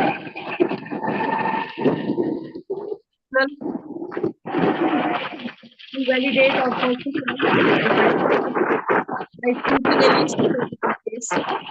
Then you also have this the limitations of previous theory. Other possibilities could be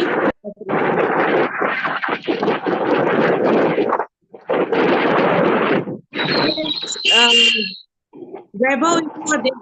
Hello. Whose mic is Madam, we are not doing whose solution. mic is That is what unmuted? someone mic is unmuted. Yeah. Sir, It host is. can control it, I guess. Host can control it, no? Yeah, you can ask can you give a call to Vaibhav Zakade sir and tell him to do that, please, because it creates a lot of problem. Yeah. So, can you tell the name of that participant who has unmuted? Yes. Now, moving on to the types of cases. Yeah, what are those types of cases? There are different types of cases, like your problem cases or decision cases, appraisal cases, case histories, and teaching cases. Yeah. So when we say a case study, yeah, we are looking at the qualitative. Yeah. So case study. Yes. So what are the problem or decision cases? Like, say, for instance, you have a description of a situation or problem.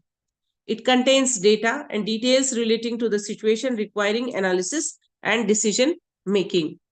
Now, you also have complex situations, diverse problems interwoven with each other. It relates to one or more functional areas. Yeah. It relates to organization phenomena as a whole, presented in various parts as sequential details of the organization or situation. And you can see that every part is an independent case and can be analyzed and discussed, often used to deal with whole course of curriculum. So this is related to the what you call as the problem or decision cases. Appraisal cases, what are they? They involve appraisal situations without requiring decision making or recommendations for action. It could be at two different levels: micro appraisal cases or macro appraisal cases.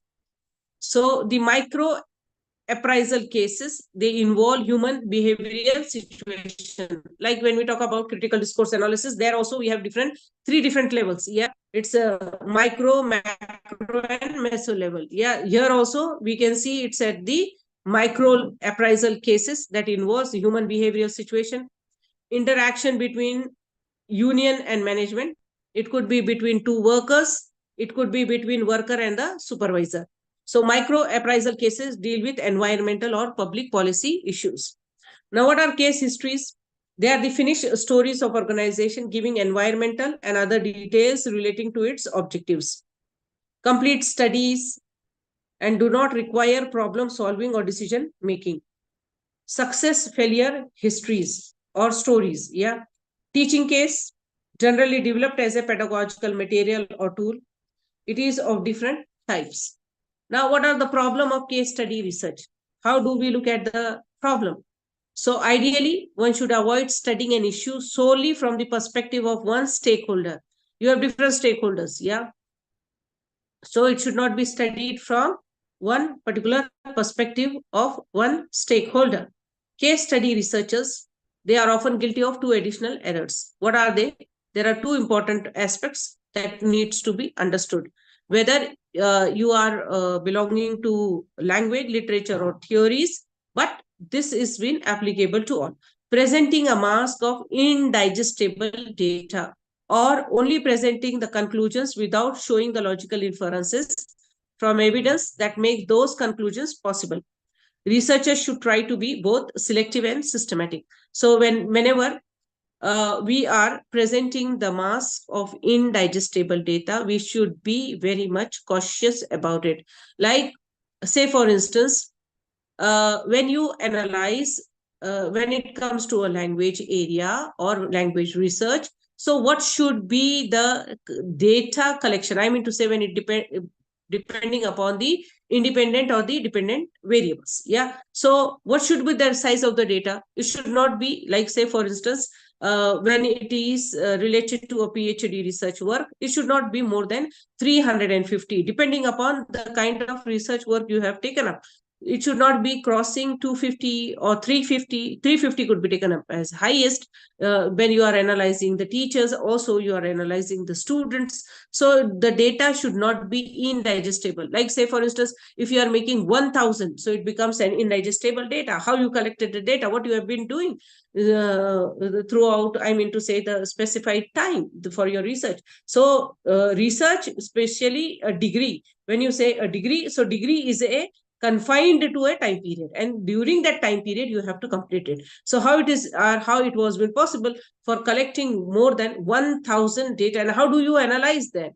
Because data collection and analysis of that data is equally important. You cannot simply say that no, I have collected the data, but I am not going to analyze that. You are using it for your research work, yeah, so as a part and parcel of your research. So how it should be done? Researchers, they should be both selective and systematic when they are collecting the data, the size of the sample size of the data. Now, what do you mean by triangulation? There are different kinds of triangulation, ways of trapping the answers. What methods you are going to use for trapping the answers? Different types of research methods are being there. Data, different types of data or replication. Investigator using more than one, and theoretical using different theoretical frameworks for that. Now, when we are looking at this, we also need to understand what does it mean by constructive validity. So this is establishing correct operational measures for the things being studied. Yes, to meet the test of constructive validity, an investigator must be sure to select the specific types of changes that are to be studied and demonstrate that the selected measures of these changes do indeed reflect the specific types of changes that have been selected. So here one need to understand the constructive validity. Now, constructive validity, there are a number of strategies for ensuring constructive validity. Your research should be a valid research. Yeah. So how do you have to construct the validity? Using multiple sources of evidence to see if they converge. That is one. Second, building a solid change of evidence. You need to have strong evidences of that. circulating a case study report to key informants for them to review for accuracy. Internal and external validity. How do we understand internal validity and external validity of a case study? It involves establishing a causal relationship between factors or variables. Causality is not the same as correlation. Then external validity, it involves establishing the domain to which one studies and can be generalized. Unless one is studying a large number of cases, the ability to generalize is based on analytical and not statistical grounds. So it depends upon the kind of case you are handling or the case study you are making.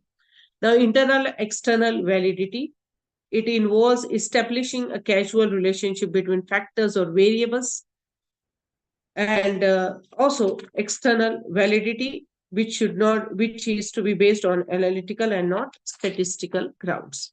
Now, how do we enhance the validity of our case study? We need to extend the time for observing the setting, include more participants to make the study more representative, focus upon building participants' trust to access more detailed and honest data. So we need to build a rapport between the participants and between the one who is conducting the research, so that there is a one has to build the participants' trust so that there could be an access to more detailed and honest data. So whenever we are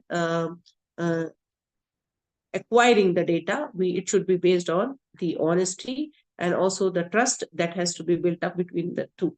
Identify biases and preferences, seek them out of by asking others. So we need to identify the biases and also preferences, and we need to seek them out by asking others. Work with another researcher and compare field notes and impressions from independent observations.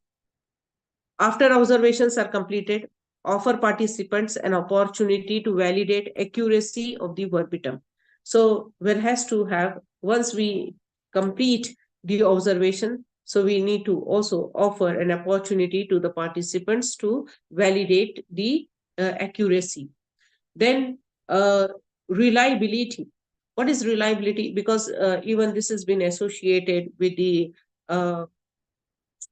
language, yeah, when we talk about the language. Yes. So what is reliability then? It involves demonstrating that operations of the study, such as data collection procedures, they can be repeated with the same results.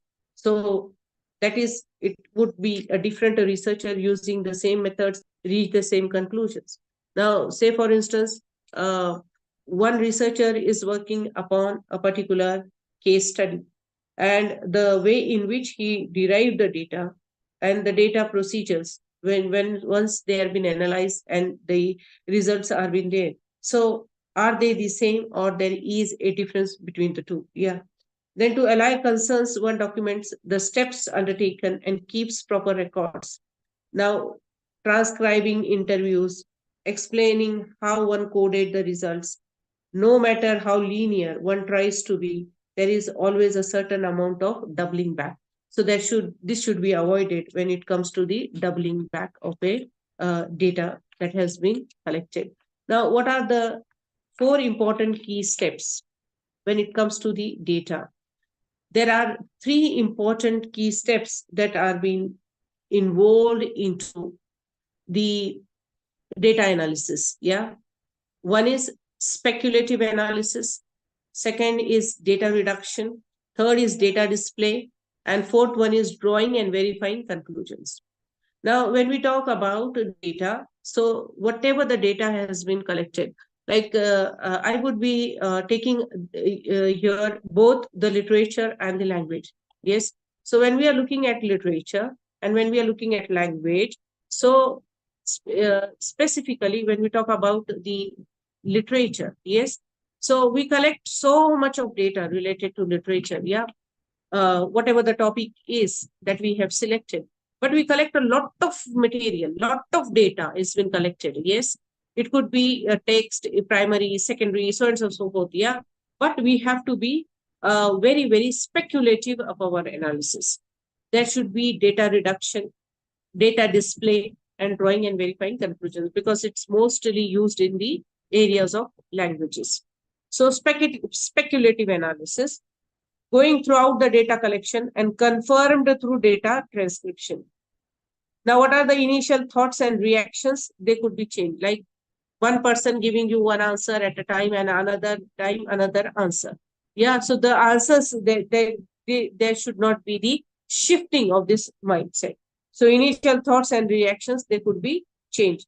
Often recorded alongside the actual situation or the phenomena, whatever we are recording, yeah, when we are at the actual site. So how they are being often, they could be changed, yes. Then the second step that involves is the data reduction. Now, what do you mean by data reduction? Reducing the data to manageable and meaningful amounts. Yes. So it should be manageable. Yes. And it should be in such a way that it should have a meaningful amount. Yeah. The data that is being collected. So reduction is not ignoring. Reduction means we are limiting the data. We are not neglecting the data, or we are not getting rid of the data. Yeah, that we need to understand. It involves coding and categorizing of the data. Like, say, for instance, there are 10 questions that are being given to the students, or a questionnaire that is being given to the teachers. Yeah. So each individual question is to be analyzed. Yeah. So we have to categorize the data that we have collected based on the topic of our research and the way in which we are looking at the I'm taking an example over here as a students and teachers. Yeah. Then categories need to be exclusive. So a code is a means of classifying events, actions, and ideas. A means to develop an analytical framework. We need to create a framework, and there we have to create a framework in such a way that it is related to, or it would be helpful for us to analyze the data that we have collected. Then there should be a theoretical sensitivity, which should be involved when it comes to the data reduction. Theoretical sensitivity. What is the theoretical sensitivity? Theoretical sensitivity is the ability to recognize what is important in the data and to give it meaning. Now, lot of material is being collected, lot of data is being collected. So what is important in the data and to give it a meaning, that is called as a theoretical sensitivity. Thorough understanding of theoretical and research literature and personal and professional experience. So it also involves thorough understanding of theoretical and research literature, which has been available on that particular case study or topic. Then there should be a continual interaction with the data. Once you collected the data and keep it for years together and don't do anything with that, that is not going to help you in the research. Now, what do you mean by data reduction? First one is counting. What is counting? We need to categorize data and measure the frequency of that particular data. Then we move on to patterning, which means noting reoccurring patterns or themes.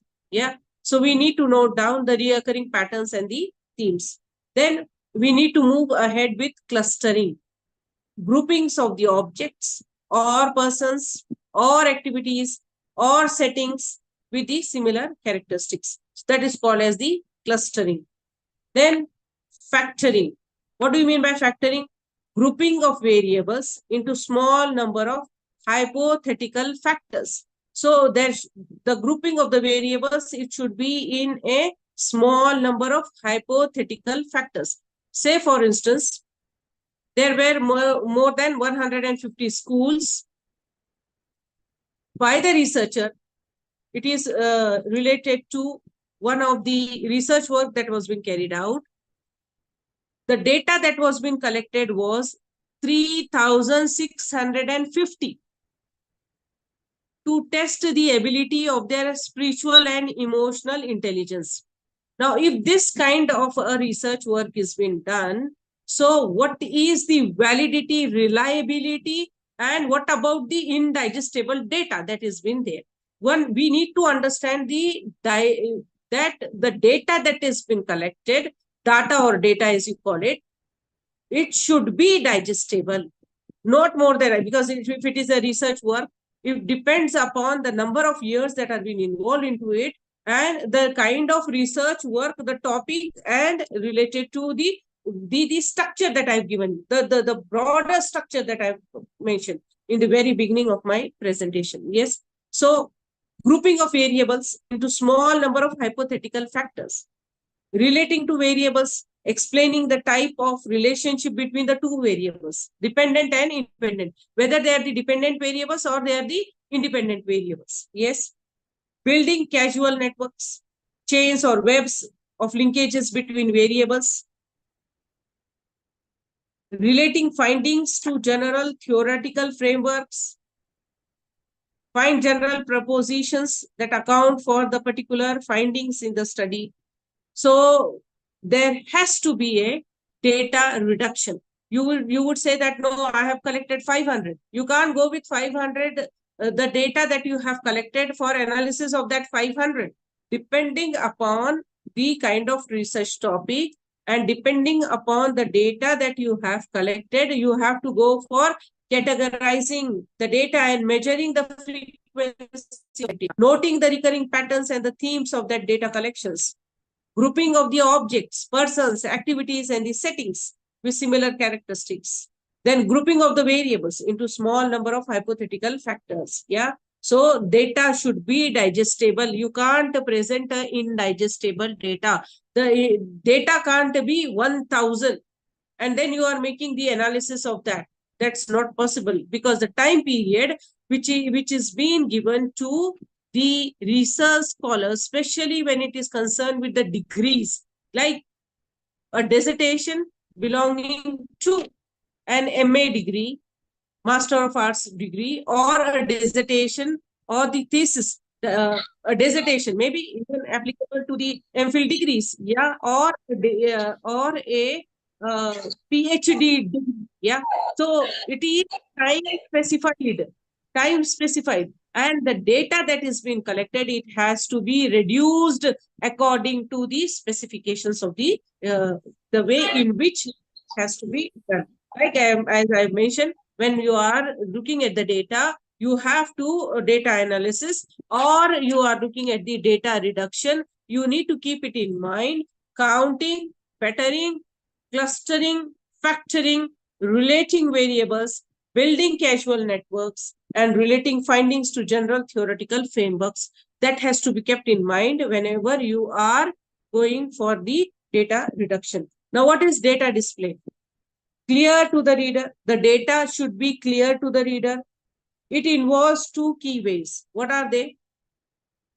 First one is narrative text.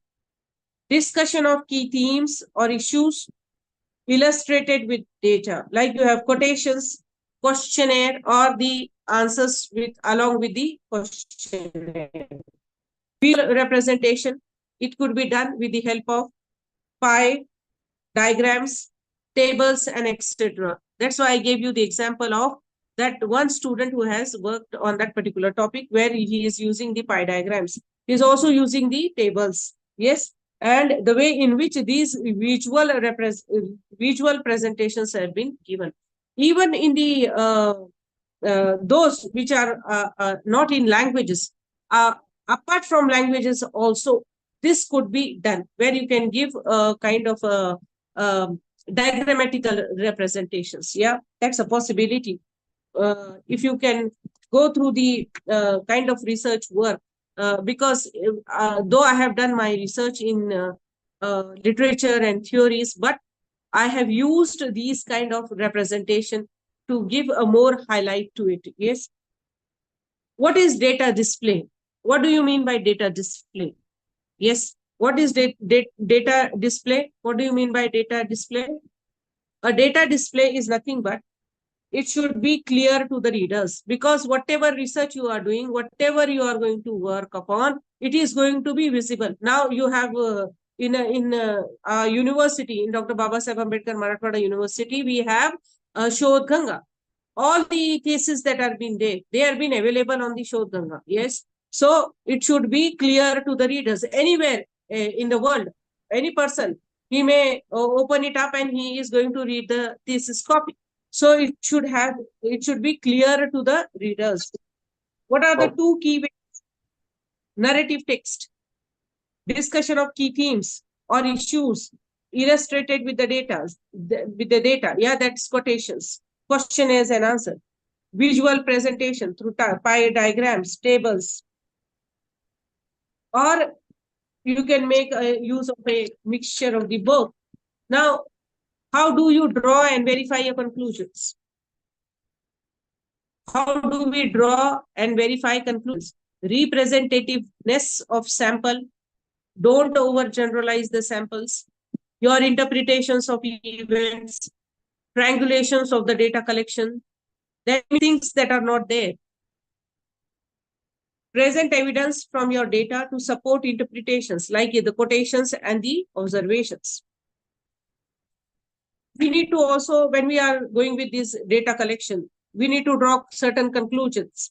We need to admit limitations in the data collection. Yes, that these are the limitations of mine when I'm going with the data collection.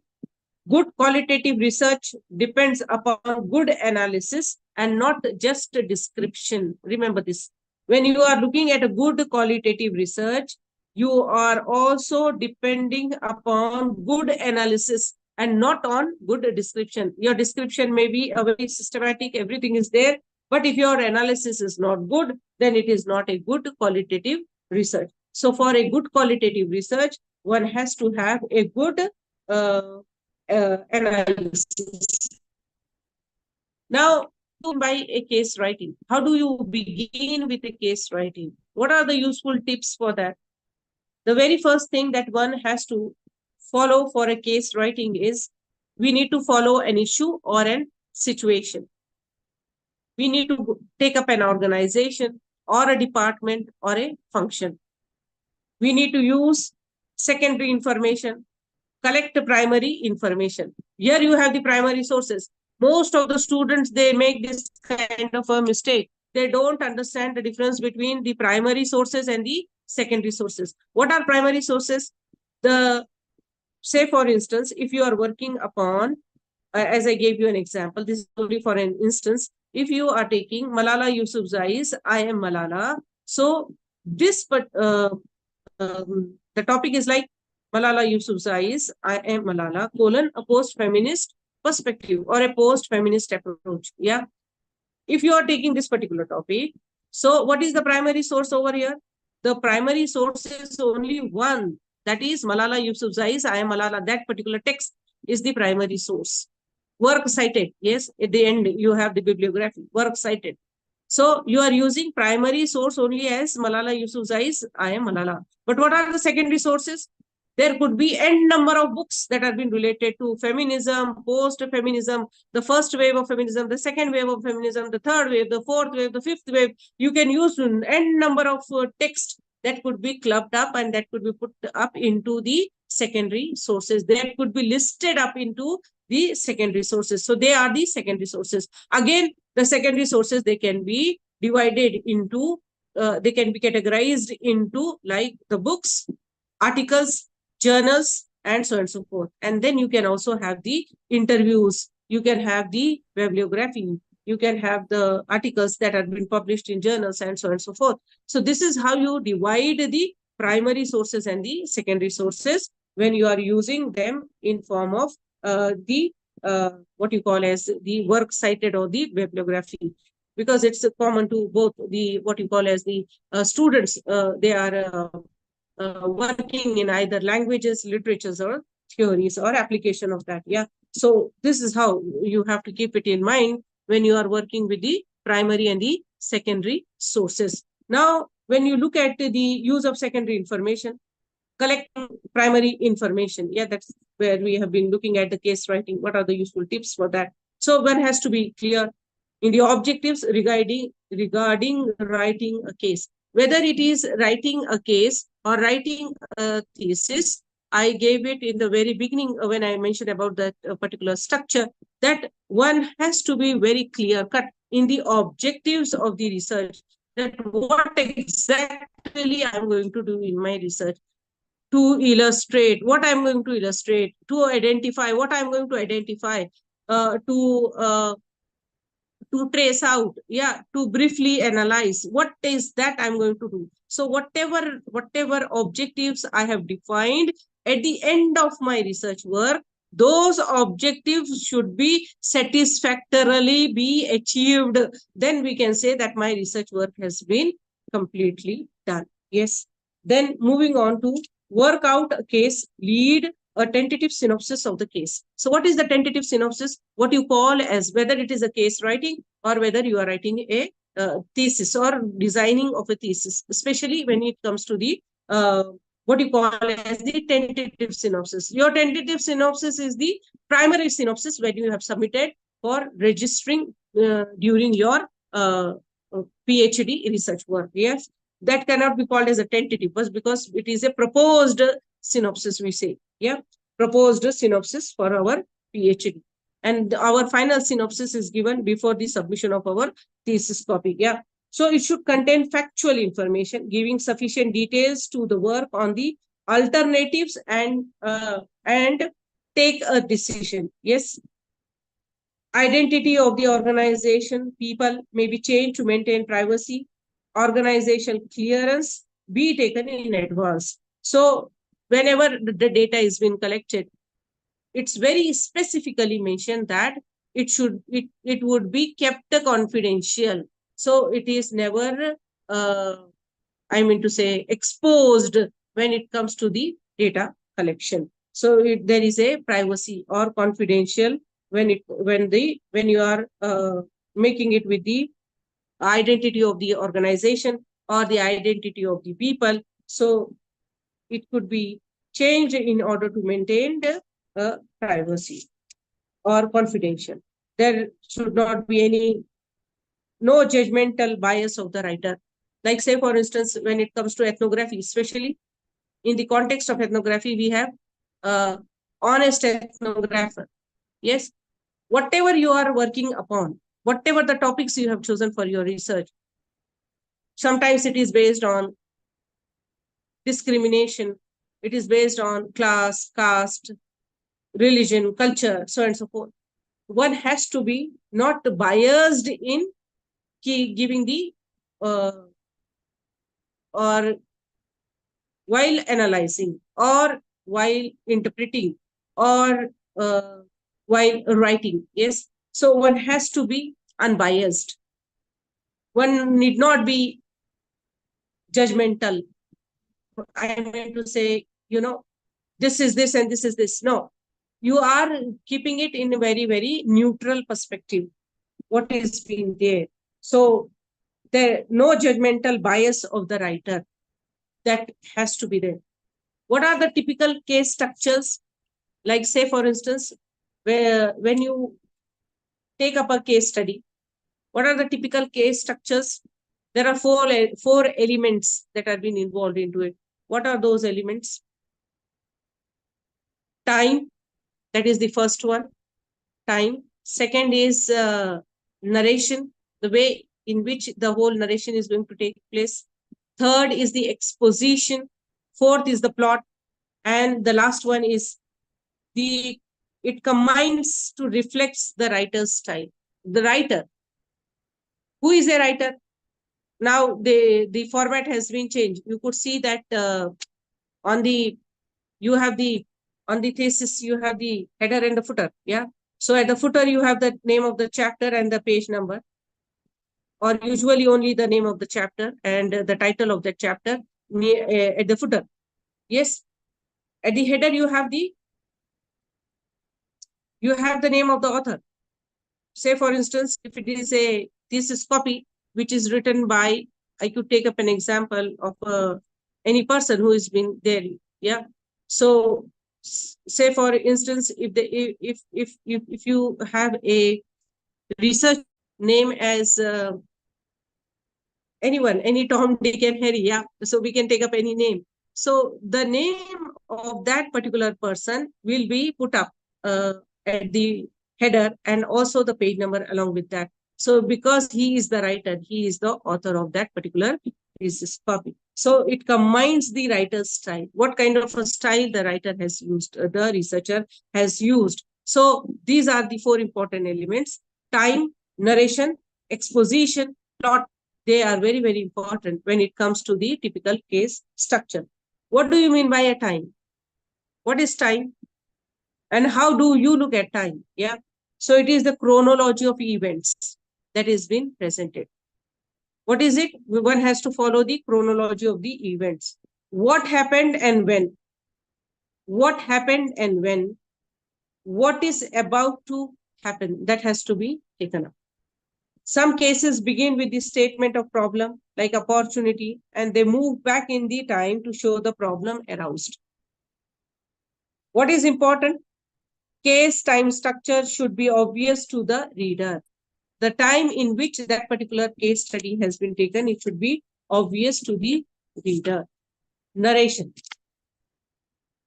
The identity and sequence of topics used to tell the story. Like say, for instance, when it comes to the thesis copy, you may have a chapter named as introduction, chapter number 1 as introduction, a brief study of something, yeah, whatever the topic has been related to, like a brief history or a brief survey of so-and-so literature, yes. So when we talk about the narration,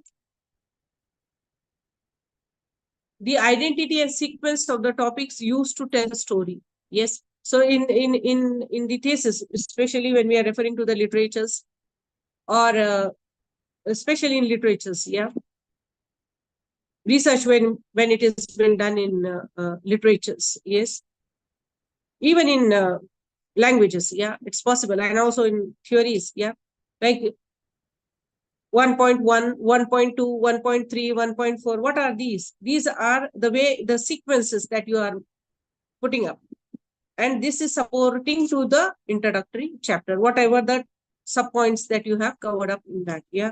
So moving back to the point I was talking about, narration. So the identity and sequence of the topic used to tell the story. Arrangements of the headings and the subheadings. So what are the headings and what are the subheadings? How you start with the headings and how you start with the subheadings. Like you are making, what kind of a font is being used for that? Either you are using the bold font for it, yes, or you are using the capital font for that. What font is being used for the headings and the subheadings? Yes. Is there any difference between the font style? Yes. What is the gap which has been kept between the headings and the subheadings? Yes. So that all is important. Arrangements of the headings and the subheadings. Transition, sentences, paragraphs to link the events and different aspects. So there should be a, what you can say, a link between the paragraphs that have been written. Many a times you write one para may be expressing one para may be speaking about something and the another para is speaking about something else. So there should be a link because it's a related to the narration. Yes, you are narrating whatever you have read, especially in terms of literatures, whatever you have read. And in terms of languages, whatever practical work you have done, whatever you have read, even in the introductory chapters. Yeah. So whatever you have read, that has to be properly put up in terms of paragraphs, in terms of sentences, events, and different aspects. It is a flow, and there should be a continuity.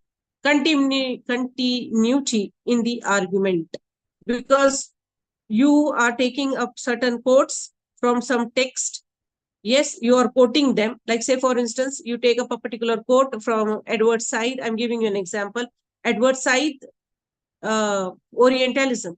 And you, after quoting, you just mention in the brackets, Said put a colon, 1978, and comma, you write side, comma, 1978, and put a colon and write the page number. Yeah. So what is the page number? 102, and close the bracket. So this particular quotation is taken from Edward Said, 1978, so and so text. Yes. So when you are taking that particular quote and then you are putting up your argument, so you have to develop your argument. Without that, it is not going to take place. So there should be a continuity of the flow, whether it is a case writing or whether you are writing your thesis or a dissertation or an article, even for that matter, an article. So what do you mean by exposition?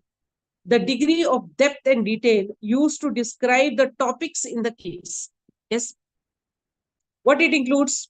It includes industry composition and performance, organizational chart and job responsibilities, financial and other operational data, summary of company strategies, aspects of problem, opportunity itself.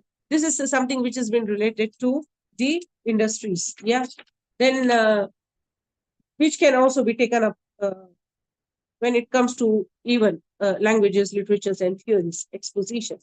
Plot designed to create interest. Whatever you are writing, yes, a text that has been read by you, now you are narrating a story. Now you are narrating, you are giving an exposition to that. You are creating a kind of a plot. How it should be done? It should be done in such a way, it should be designed in such a way that the audience, they should get interested into reading of your dissertation, of your thesis, of your article, or of your case study. So the participants, they should get interested. They should get an understanding of what and how you have tried to do that. So designed to create interest. Produced drama and suspense. There should be a production of a drama and suspense. Like when you are using conversation, you are using pictures or visuals. That also stimulates the readers for producing this kind of a drama and suspense. Then to stimulate thought and analysis. How do we create a stimulation among the readers to provoke thought and also to provoke analysis? What is the objective to make the reader forget that the case is artificial and see it as an immediate and real? So how and in what way we can make it and not to be seen as an artificial, but rather as an immediate and real, something that is taking place in front of our eyes, something that we visualize immediately. When you are reading a text, all that picture comes in, all the clear images, the pictures, they come in front of your eyes. Yeah, it comes to you. So how and in what way that is to be done when you are writing anything, as I told you. So that kind of a plot is to be created. I'm not talking about a plot in a particular text. I'm talking about a plot that has been related to our writing style. Yeah, about our research, especially when it comes to qualitative research. Yes, even in quantitative research, I am saying that it is possible.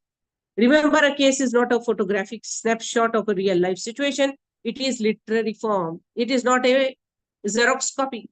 It is not a original copy, but it is a literary form. So in literary form, paragraphs, the style, the conversation, the pictures, the visuals, yes, the pie diagrams, all that has to be included so that it creates an interest. Even writing style itself creates an interest without even using this, because with languages it's okay, but with those which are non-language disciplines, there also it is a possibility that these kind of pictures and visuals could be created, and that could create an interest among the people. There is only one case that I would like to take up here, which was being actually researched by Vibhuti Tripathi along with one of her researcher. Yeah, this is related with I don't exactly remember whether it was with a researcher, but she did it. That's confirmed to me. It is related to FMCG sector. What they did, That was a particular report. It is there is no availability of the material. Yes, it's a qualitative research and there is no availability of the material. So how and in what way they tried to collect the material and what they did with that. Yeah. So it is according to Nielsen reports of 2012. Fast moving consumer goods. This is the full form of FMCG sector. Yeah, this could be even related to management. Yeah. But I am taking it as an example over here for a qualitative research, which is easily available and which can be easily understandable for us, which is called as fast moving consumer goods, FMCG, which is the fourth largest sector in Indian economy, and it is expected to grow by $74 billion by so and so year. Okay, that year was been specified. So this industry represents nearly, when it comes to Indian context, it represents 2.5% of country's GDP. Then, according to Nielsen reports of 2012, the FMCG industry of India in December 2011 showed growth of 10.8% and 10.7% in urban and rural markets. Growth drivers were rising income levels, increasing urbanization, strong rural demand, favorable demographic trends, global consumer aspirations. Now, this was being given because as I lost the power, so the PowerPoint presentation is not being visible now. These are the three categories in which the FMCG sector, which was a source of Nielsen 2011 report. They talked about the household care, fabric care, 12%, others 23%, personal care 22%, food and beverages 43%. So taking up these examples, the personal care category, it grew by 13%. Why it grew by 13%? What were the reason? Changing lifestyles, increase in disposable incomes, greater product choice and availability. People are becoming more alert about personal grooming. Yeah. So what were the brands that were being used? Personal care category, which have at least five extensions. There were two of them that were being taken up by them for study. One is Dettol and the other one is Dove. Most of us, we are aware of these two products which are available in the markets, Dettol and Dove, and even the advertisements that are frequently based on these two products, and especially in the pandemic period also. So there could be another research that could be taken up, that how during pandemic period, these products they get to what extent they have got increased in their what we can say sale and so on and so forth. There is something which is called as a SAP lab framework. Yes, where you have these lab when you use them. So information from websites, what are the case information, especially when we are looking at the case study. So case information, it is based on observations, secondary data reports, information from the websites. So case information, whatever case study we are taking up. Here it is, in this context, it is the Dettol and Dove that they have studied the increasing demands of these products. So how and in what way the complete research work has been carried out. It's a brand of racket, which is called as RBIL situation. So brand Dettol was launched in India in so and so year as an antiseptic liquid. They gave the whole narration of that. Yeah, what this Dettol is all about. How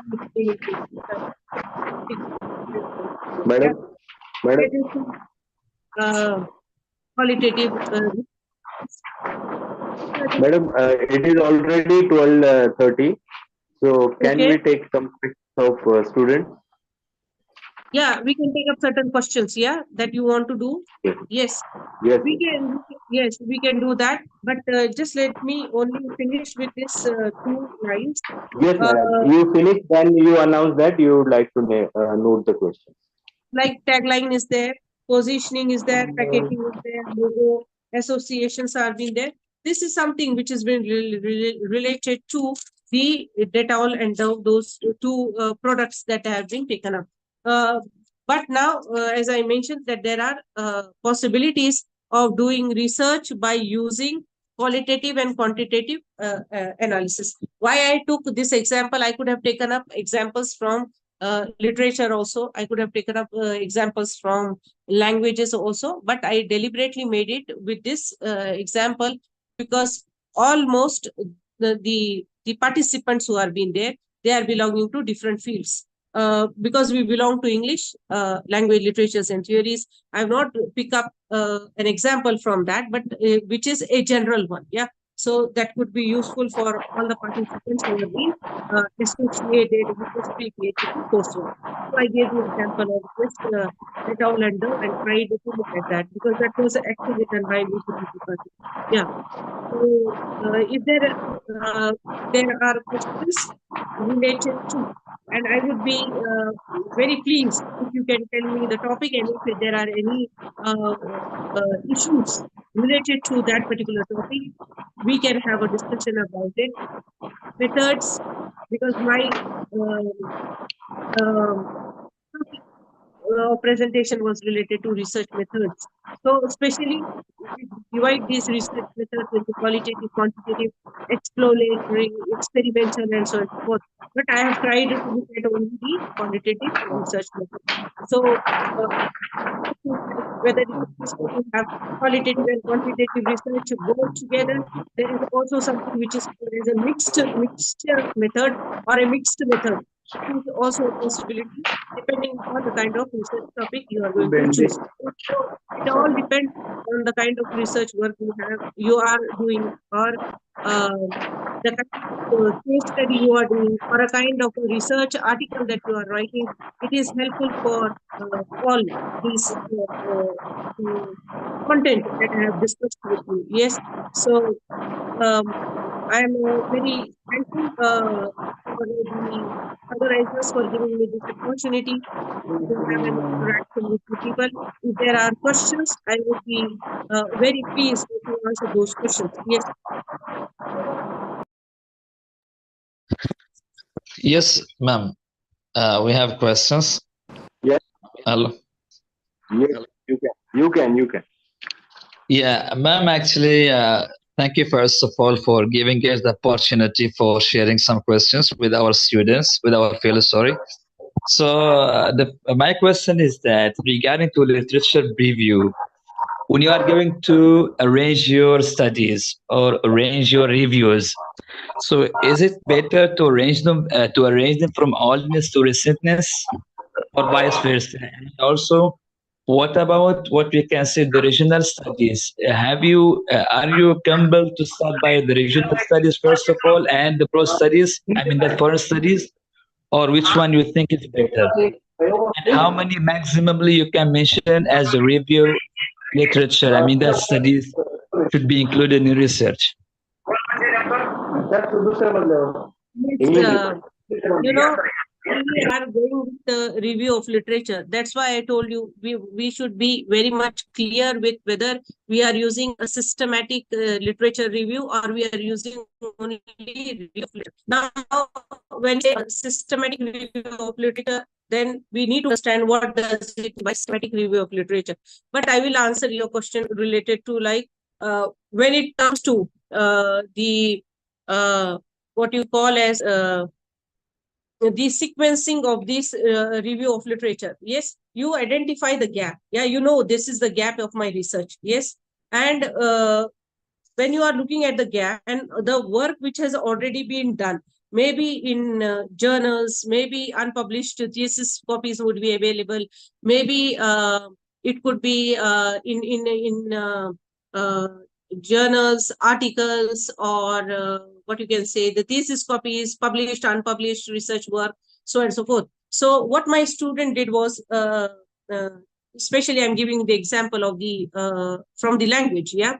So the review of literature was being systematically put up, like I'm not using that systematic review of literature, but I'm using it in this context. Like it was being related to the thesis copies, it was related to the articles, journals, so on and so forth. So this much work was being done, and this is the gap. So this gap is going to be bridged by me when I'm going to do my research work. So this is how it depends upon the topic of your research work and the kind of research you are going to work upon. So the review of literature also depends upon the topic of your research and the gap that has been existing in that particular research. Yes, and the availability of that particular research work. That's why it is researched. Say for instance, if you take a pen and writer on whom thousands of dissertation, thousands of thesis copies are being available. So are you going to mention all that? If you are going to mention that, it means that what is that new that you are going to do in that? What is your research in it? Yes. So say for instance, you are analyzing it from a particular perspective, which has not been done by earlier once. Yeah. So obviously there could be 1,000 copies of research materials available on that particular writer, but not from that perspective. It could be only 1, 2, 3, 4. So those 1, 2, 3, 4 could be mentioned related to your topic and the existing gap that you are going to cover up in that. Yeah. So this is how you can put it. Yes. So, ma'am, regarding to regional studies, so is it better to start by the regional studies nearby you, or to mention the broad studies? I mean, that foreign studies. What do you think of that? To start by the studies nearby you, or to go for the broad studies? I mean, that the foreign studies have been there. Can you give me an example so that I can take up that particular example and try to give you the answer from that perspective? Do you mean to say that? For example, I'm researching, for example, my research regarding to, for example, to pronunciation of vowel sounds, for example. Okay.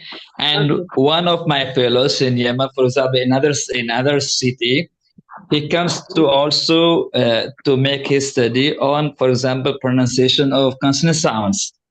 So should I mention, for example, his study, first of all, should I start by his study, or, for example, should I go to another research in Saudi Arabia or any country, foreign country, like Asian country, telling that this researcher or that researcher starts by, for example, telling about the vowel sounds? If my research on, it is not related to whether you are referring to the regionals or the national or the international researchers who have already done their research work. It depends upon the closeness to the topic that you have chosen. What association could be established with the topic that you have chosen for your research work. Yeah. So depending upon the topic of your research and the kind of research work you are pursuing, depending upon that, you are going to make it up. Yes. There could be in regional, there could be hundreds that are being available.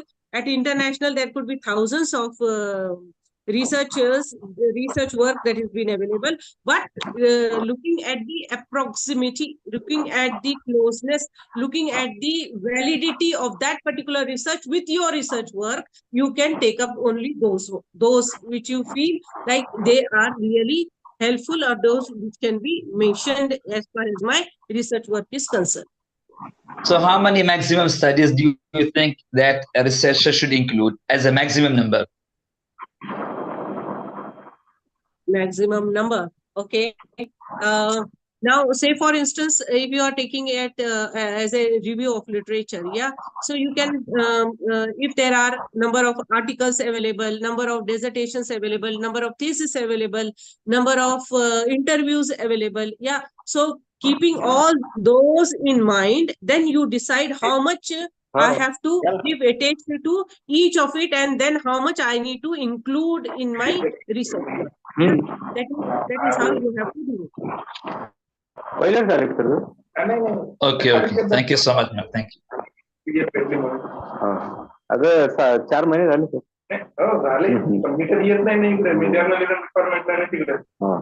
बसा ना. If there hey are जरा any आमचं more session questions, चालू May आहे. I please ask something, ma'am? yeah, yes, Hello, ma'am. Good afternoon. This is Amol, ma'am. Thank you so much for this comprehensive session. yeah.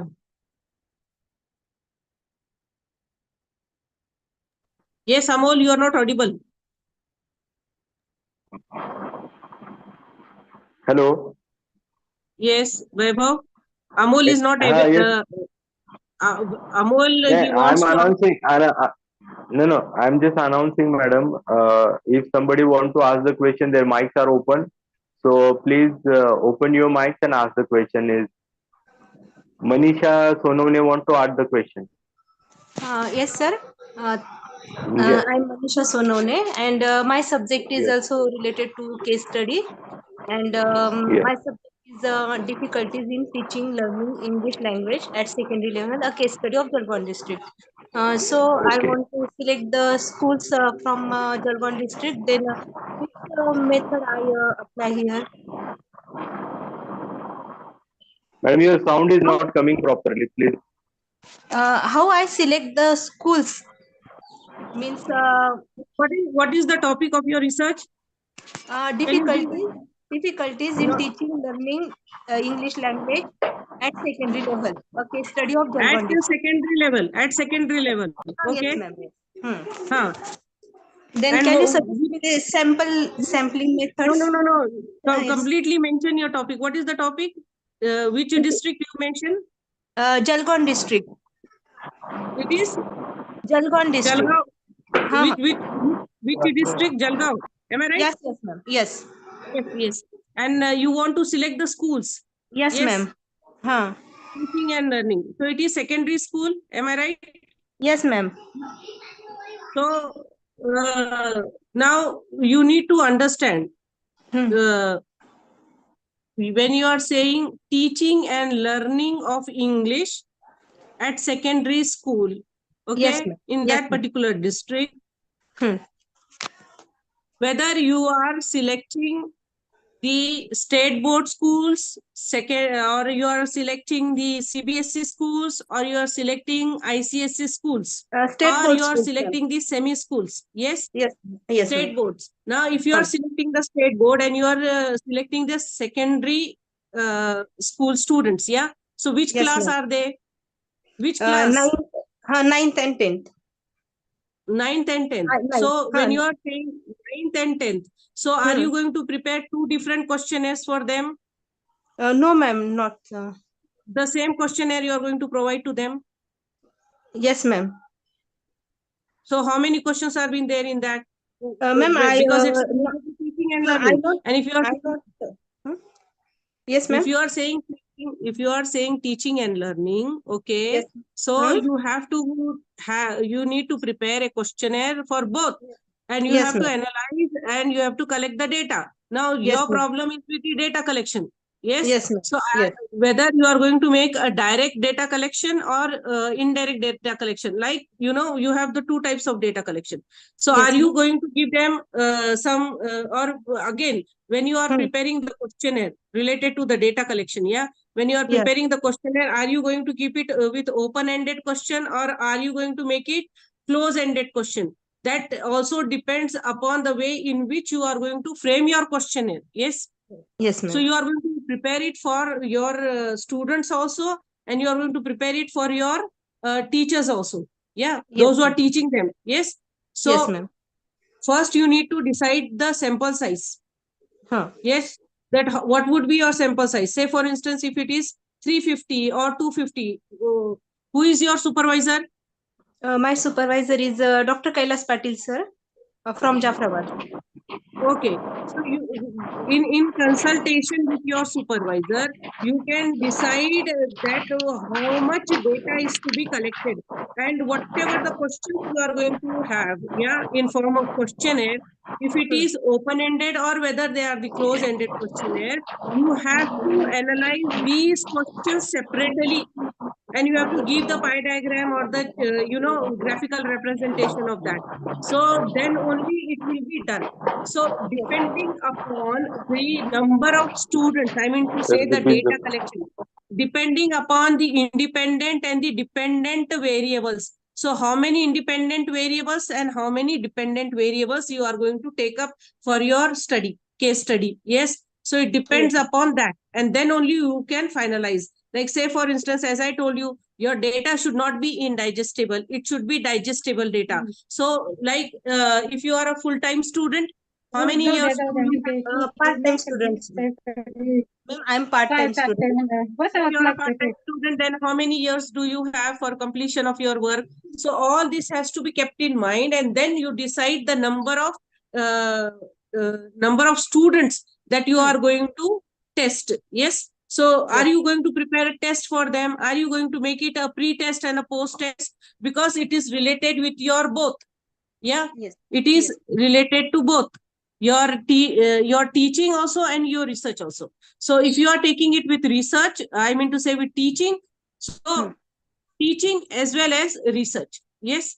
Teaching Yes, as ma'am. well as learning. Okay. And your Yes. research work. These are the three things that you need to keep it in mind. Yeah. Yes. And accordingly, you can discuss it, and accordingly, it has to be done. Yes. Yes, ma'am. Hello, Thank you, ma'am. ma'am. May I please ask? It's I was disconnected actually due to this internet Yes. connection. Yes, Amol. Yeah. Yeah. Yes. Ma'am, my question is, my research is on Vijay Tendulkar. He is no more. In the last session, I learned that when you were researching, you got to meet your writer, right? Yeah. Yeah. So Yes. I just have one of Tendulkar's closest friend whom I can interview. So is that fine if I take his interview and take his insights into my research? See, I will give you one example. As I told you, the book, the cover of that particular book was a painting that was been gifted to Meher Pestonji ma'am. Yeah, do you remember that? Yes. So, Yes. so what I did, I personally met her, I interviewed her. Okay. So these were the questions that were being there in my mind, and certain questions that I posed her. So directly she could give the answers to that. Now, Vijay Tendulkar, why he has written, what for he has written, what were his intentions behind writing that? How can these questions, because these are very personal to an individual as a writer writing that particular text. Okay. Right, ma'am. So Right. how these questions could be answered by someone XYZ. Got it? Exactly. Yes, ma'am. Yes. Yeah. Me writing a particular poem, and you are asking some another colleague of mine Yes. Right. related to that particular poem. So there is going to be a gap. Yeah. Yes. So instead of mentioning him in an interview, I just can take his ideas, right? So You can contact him. You can say that, okay, you can mention the name of that person, that he all right. was a closest friend, and then this is what has been mentioned by him. Yeah, that could be done, Yes. but not as an individual, because one-to-one interaction is different than having an interaction with the XYZ for that particular research work. I mean to say, Yes, for that particular piece of work. Yes, literary ma'am. work of art. Yeah. Yes, ma'am. Yes. Thank you so much, ma'am. Thank you so much. Madam, I want to ask a question to you. Yes, Vaibhav. Madam, I want to ask a question that people are the lady is asked the question about how to collect the data and all that. So when you are making your questionnaire about research and all that, or collecting the data, so there is a relation with the hypothesis. That questionnaire is related with the hypothesis because you have to prove your hypothesis into your conclusion also. So that questionnaire could be helpful to prove your hypothesis. So any relation between your questionnaire and hypothesis? Yes, obviously, because it is not possible without that. Yeah, because in the very first, do you remember the slide where I put up the whole structure? Yeah, and in that structure, I have also mentioned the hypothesis. You have to, you know, why you design it, what for you design it, and what you are going to do. All these questions. Yes, because there are three things that are being associated with your hypothesis. Yes, what, how, and what. How, what, and why. Yeah, these are the three questions, and we have to have a I mean to say, we have to carry out our research work because it's in the very beginning in the hypothesis you have stated that. Yes. So it is related to both. Am I clear and audible to you, Vaibhav? Yes, madam. Yes, madam. I understand. Yeah. So, And the but second important question is that, madam, whenever you are doing the research, that time you need to be use the help of theories. So, how to apply the theories onto a particular text means you should have to go through the theories, or when you are applying a theory to your research. So, what care should have to take about it? now, say for instance, a particular person is working on a thematic study. Yeah, he's only going to study the themes of that particular text. It is so very clear in his title itself. So, are you going to apply theories there? That's $1 billion question then. Yes. So it depends Yes, upon the kind of when topic that you have chosen. Say for instance, you have chosen, as I gave you an example of Malala Yousafzai's I Am Malala, a post-feminist approach. So without taking the feminist theories as a foundational ground for that, you can't build up your arguments. For this purpose, you need the theories to be as a supporting foundation for it. Yes. okay, madam. Yeah. Hope this has been a fruitful discussion for the No, participants. one of Mosa want to ask a question to you. Yeah, Mona. She is Thank you very much, madam, for all the efforts done during this program. I have two questions. The first one is that in the case of my research, which is about feminism in African literature, the review of the literature type here should be narrative rather than systematic, right? Yes. That's question number one. Narrative, right? It depends. Yeah. It depends. Yeah. And what is the second one? The second one is that for example, I'm using MLA. Yeah. In my research, okay? If I want to end it with the references, should I, for example, just write bibliography or works cited and then bibliography? No, see, it depends upon the kind of MLA style sheet that you are following. Because earlier it was 7th edition. Now they have the 8th edition, and now there is a recent one which is a 9th edition. So if you are following the 9th edition, accordingly, you are going to follow all the MLA style sheet the way in which they have given it. Yes. So most of the students, what they do, because at times even the external examiners, they don't. I mean to say, at times it happens. So for the bravery of their understanding, what they do is they will have the first page, yes, where they will write a bibliography, yes, where they are starting with all these stuff, yes, that is to be appended, yeah, and then at the top they will write works cited. So in works cited, they would state the primary sources first, and then the secondary sources, and then again in the secondary sources whatever they have used for it, and then they will make it with the bibliography, yeah. And if the research articles are been there, interviews are there, because I have interviewed both of my writers, so at the end I have to append the complete questionnaire, the questions and the answer. I mean to say, the complete interview has been appended to that. And one of my student, he has also done with a writer. His name is Edgar from North Carolina University. So that was through email, and we have also appended the email, because this is something, whatever supporting, what you can say, that could establish the more validity or support to the research work, whatever you have carried out. So that's how you can do it. So depend upon the kind of MLA style sheet that you are following, whether you are following the 8th or 9th, or whether it is the 7th one. Yeah. Thank you, madam.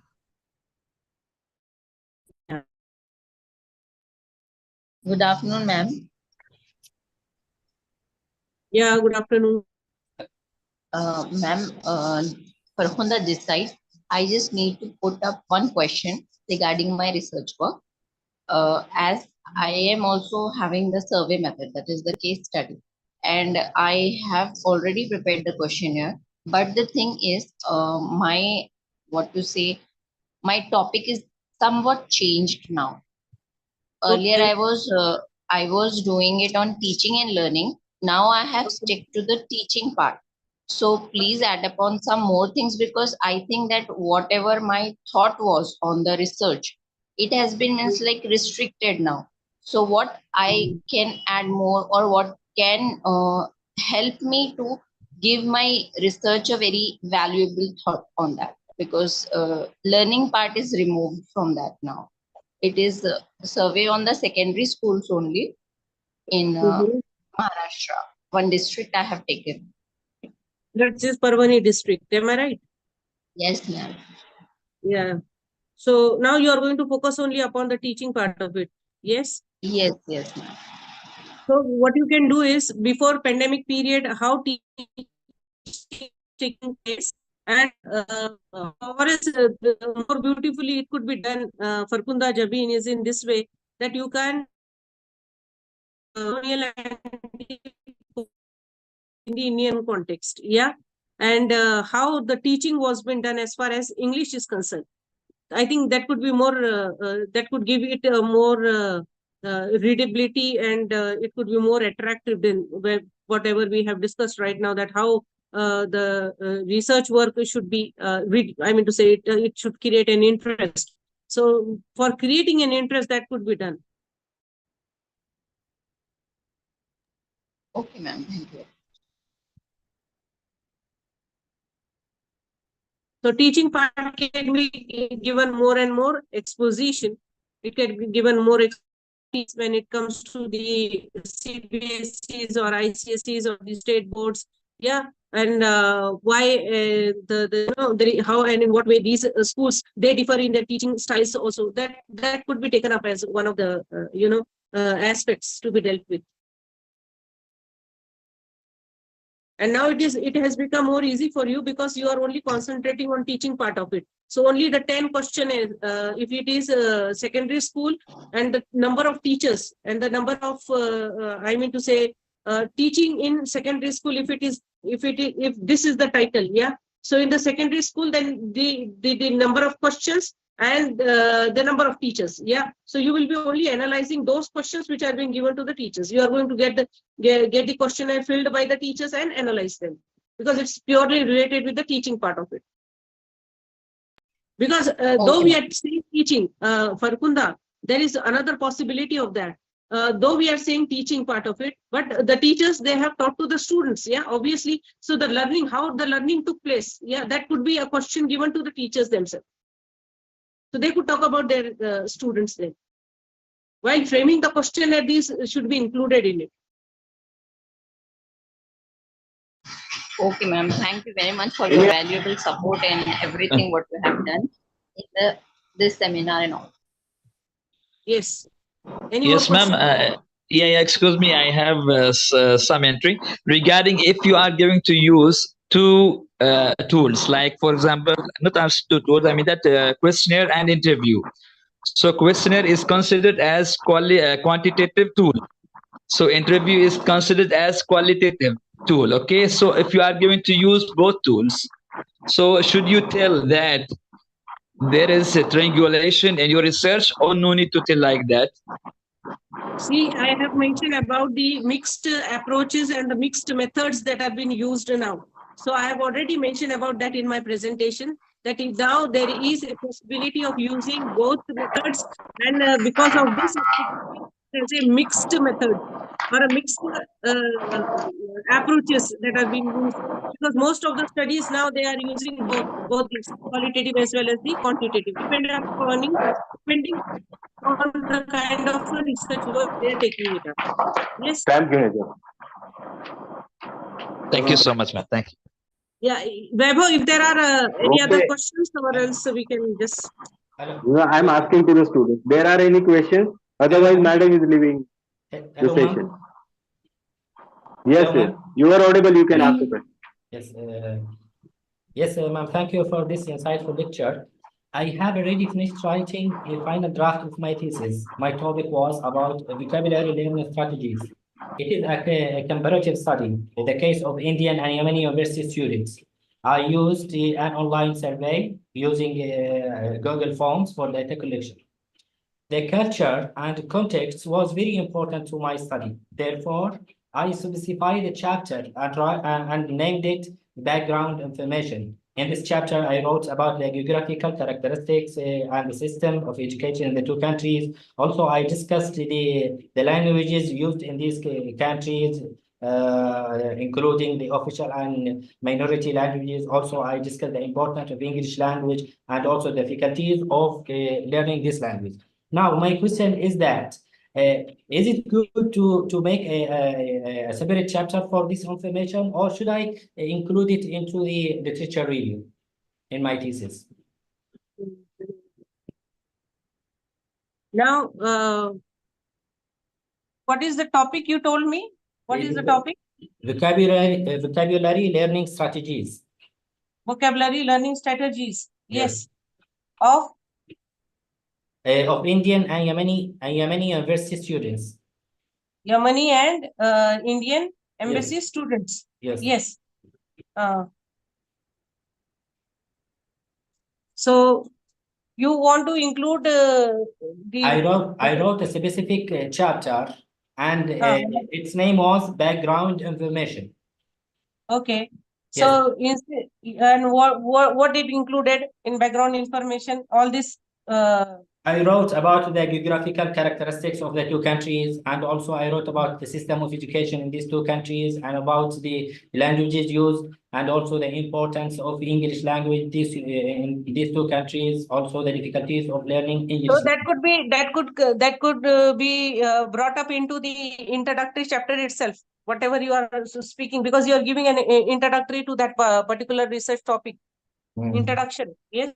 Yes. Okay. Thank you. Thank you so much. Instead of having a separate chapter, or you can even divide the chapter into section 1 and section 2, or part A and part B. So where you can speak about it, or else you can put it into chapter number 1, and you can put it in the form of like that. That's why I'm making about 1.1, 1.2, 1.3, different, headings and subheadings. They could be put up, and accordingly they could be systematically arranged. So that can also be done in the introductory chapter itself, instead of making it a separate chapter. Yes. Okay, thank you, ma'am.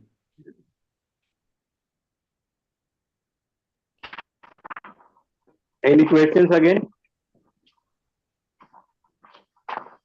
Students, you have questions? If there is no question, then I will do the vote of thanks about madam. अगर किसी को हिंदी में भी पूछना है तो पूछ सकते हैं, कोई इश्यू नहीं है, हिंदी में भी उसका जवाब दे देंगे, लेकिन हिंदी का जो है Hindi, because there were many participants who belong to English only, so I thought I should be giving it in English itself, because there are foreigners, so then there is a problem with them. Yeah. And Any if there other are questions? if there are no questions, then we can end up the session. Yeah. Okay. I would like to do thanks to you, madam. Before Vaibhav could propose the vote of thank you so much, Vaibhav and Dr. Mustajib Khan sir, coordinator for this language pre-PhD coursework, for giving me this opportunity. In the evening, late night, I got a call from Vaibhav sir that I have to deliver a lecture tomorrow for this pre-PhD coursework. I couldn't resist. I accepted the invitation. Thank you so much for giving me this opportunity. Whatever I had related to the research work, I could speak to them. Yeah. Thank you so much. Thank you so much, ma'am. Actually, it was insightful and valuable lecture. Sorry. So it was very nice. So I would like to thanks to Patan madam from HRD section, Dr. Babasaheb Ambedkar Marathwada University, and the Department of English. And a sudden moment she has accepted our invitation for giving the lecture to the research scholar. That is very important. And especially from my side and from the coordinator of course, Mustajib Khan sir, I would like to thank to the Patan madam.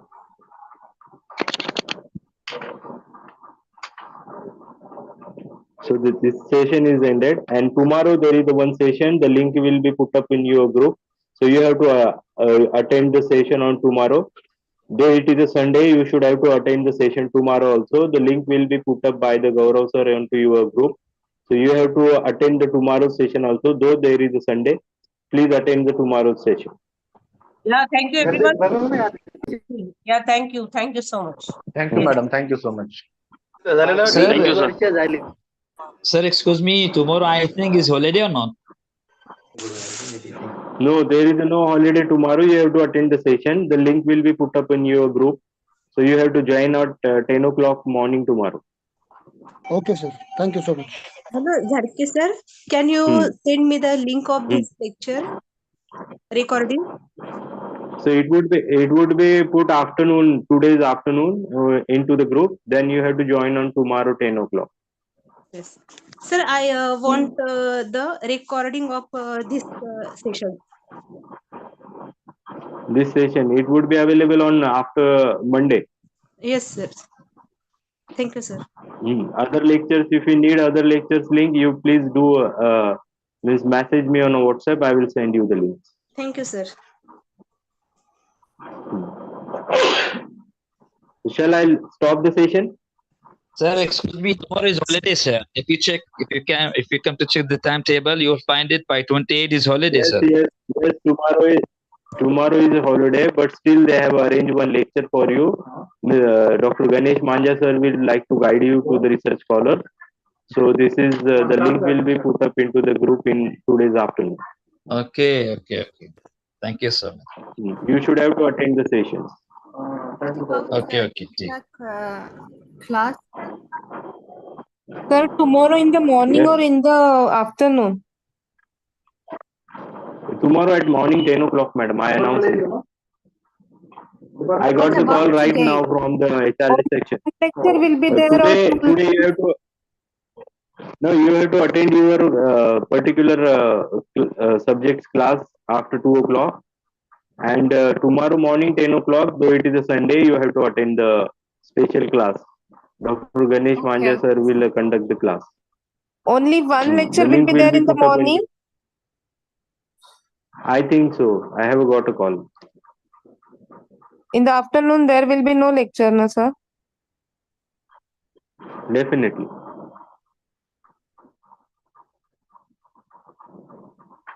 Okay, I am leaving the session. If there is no problem. Ashwini Chavan, you want to ask something?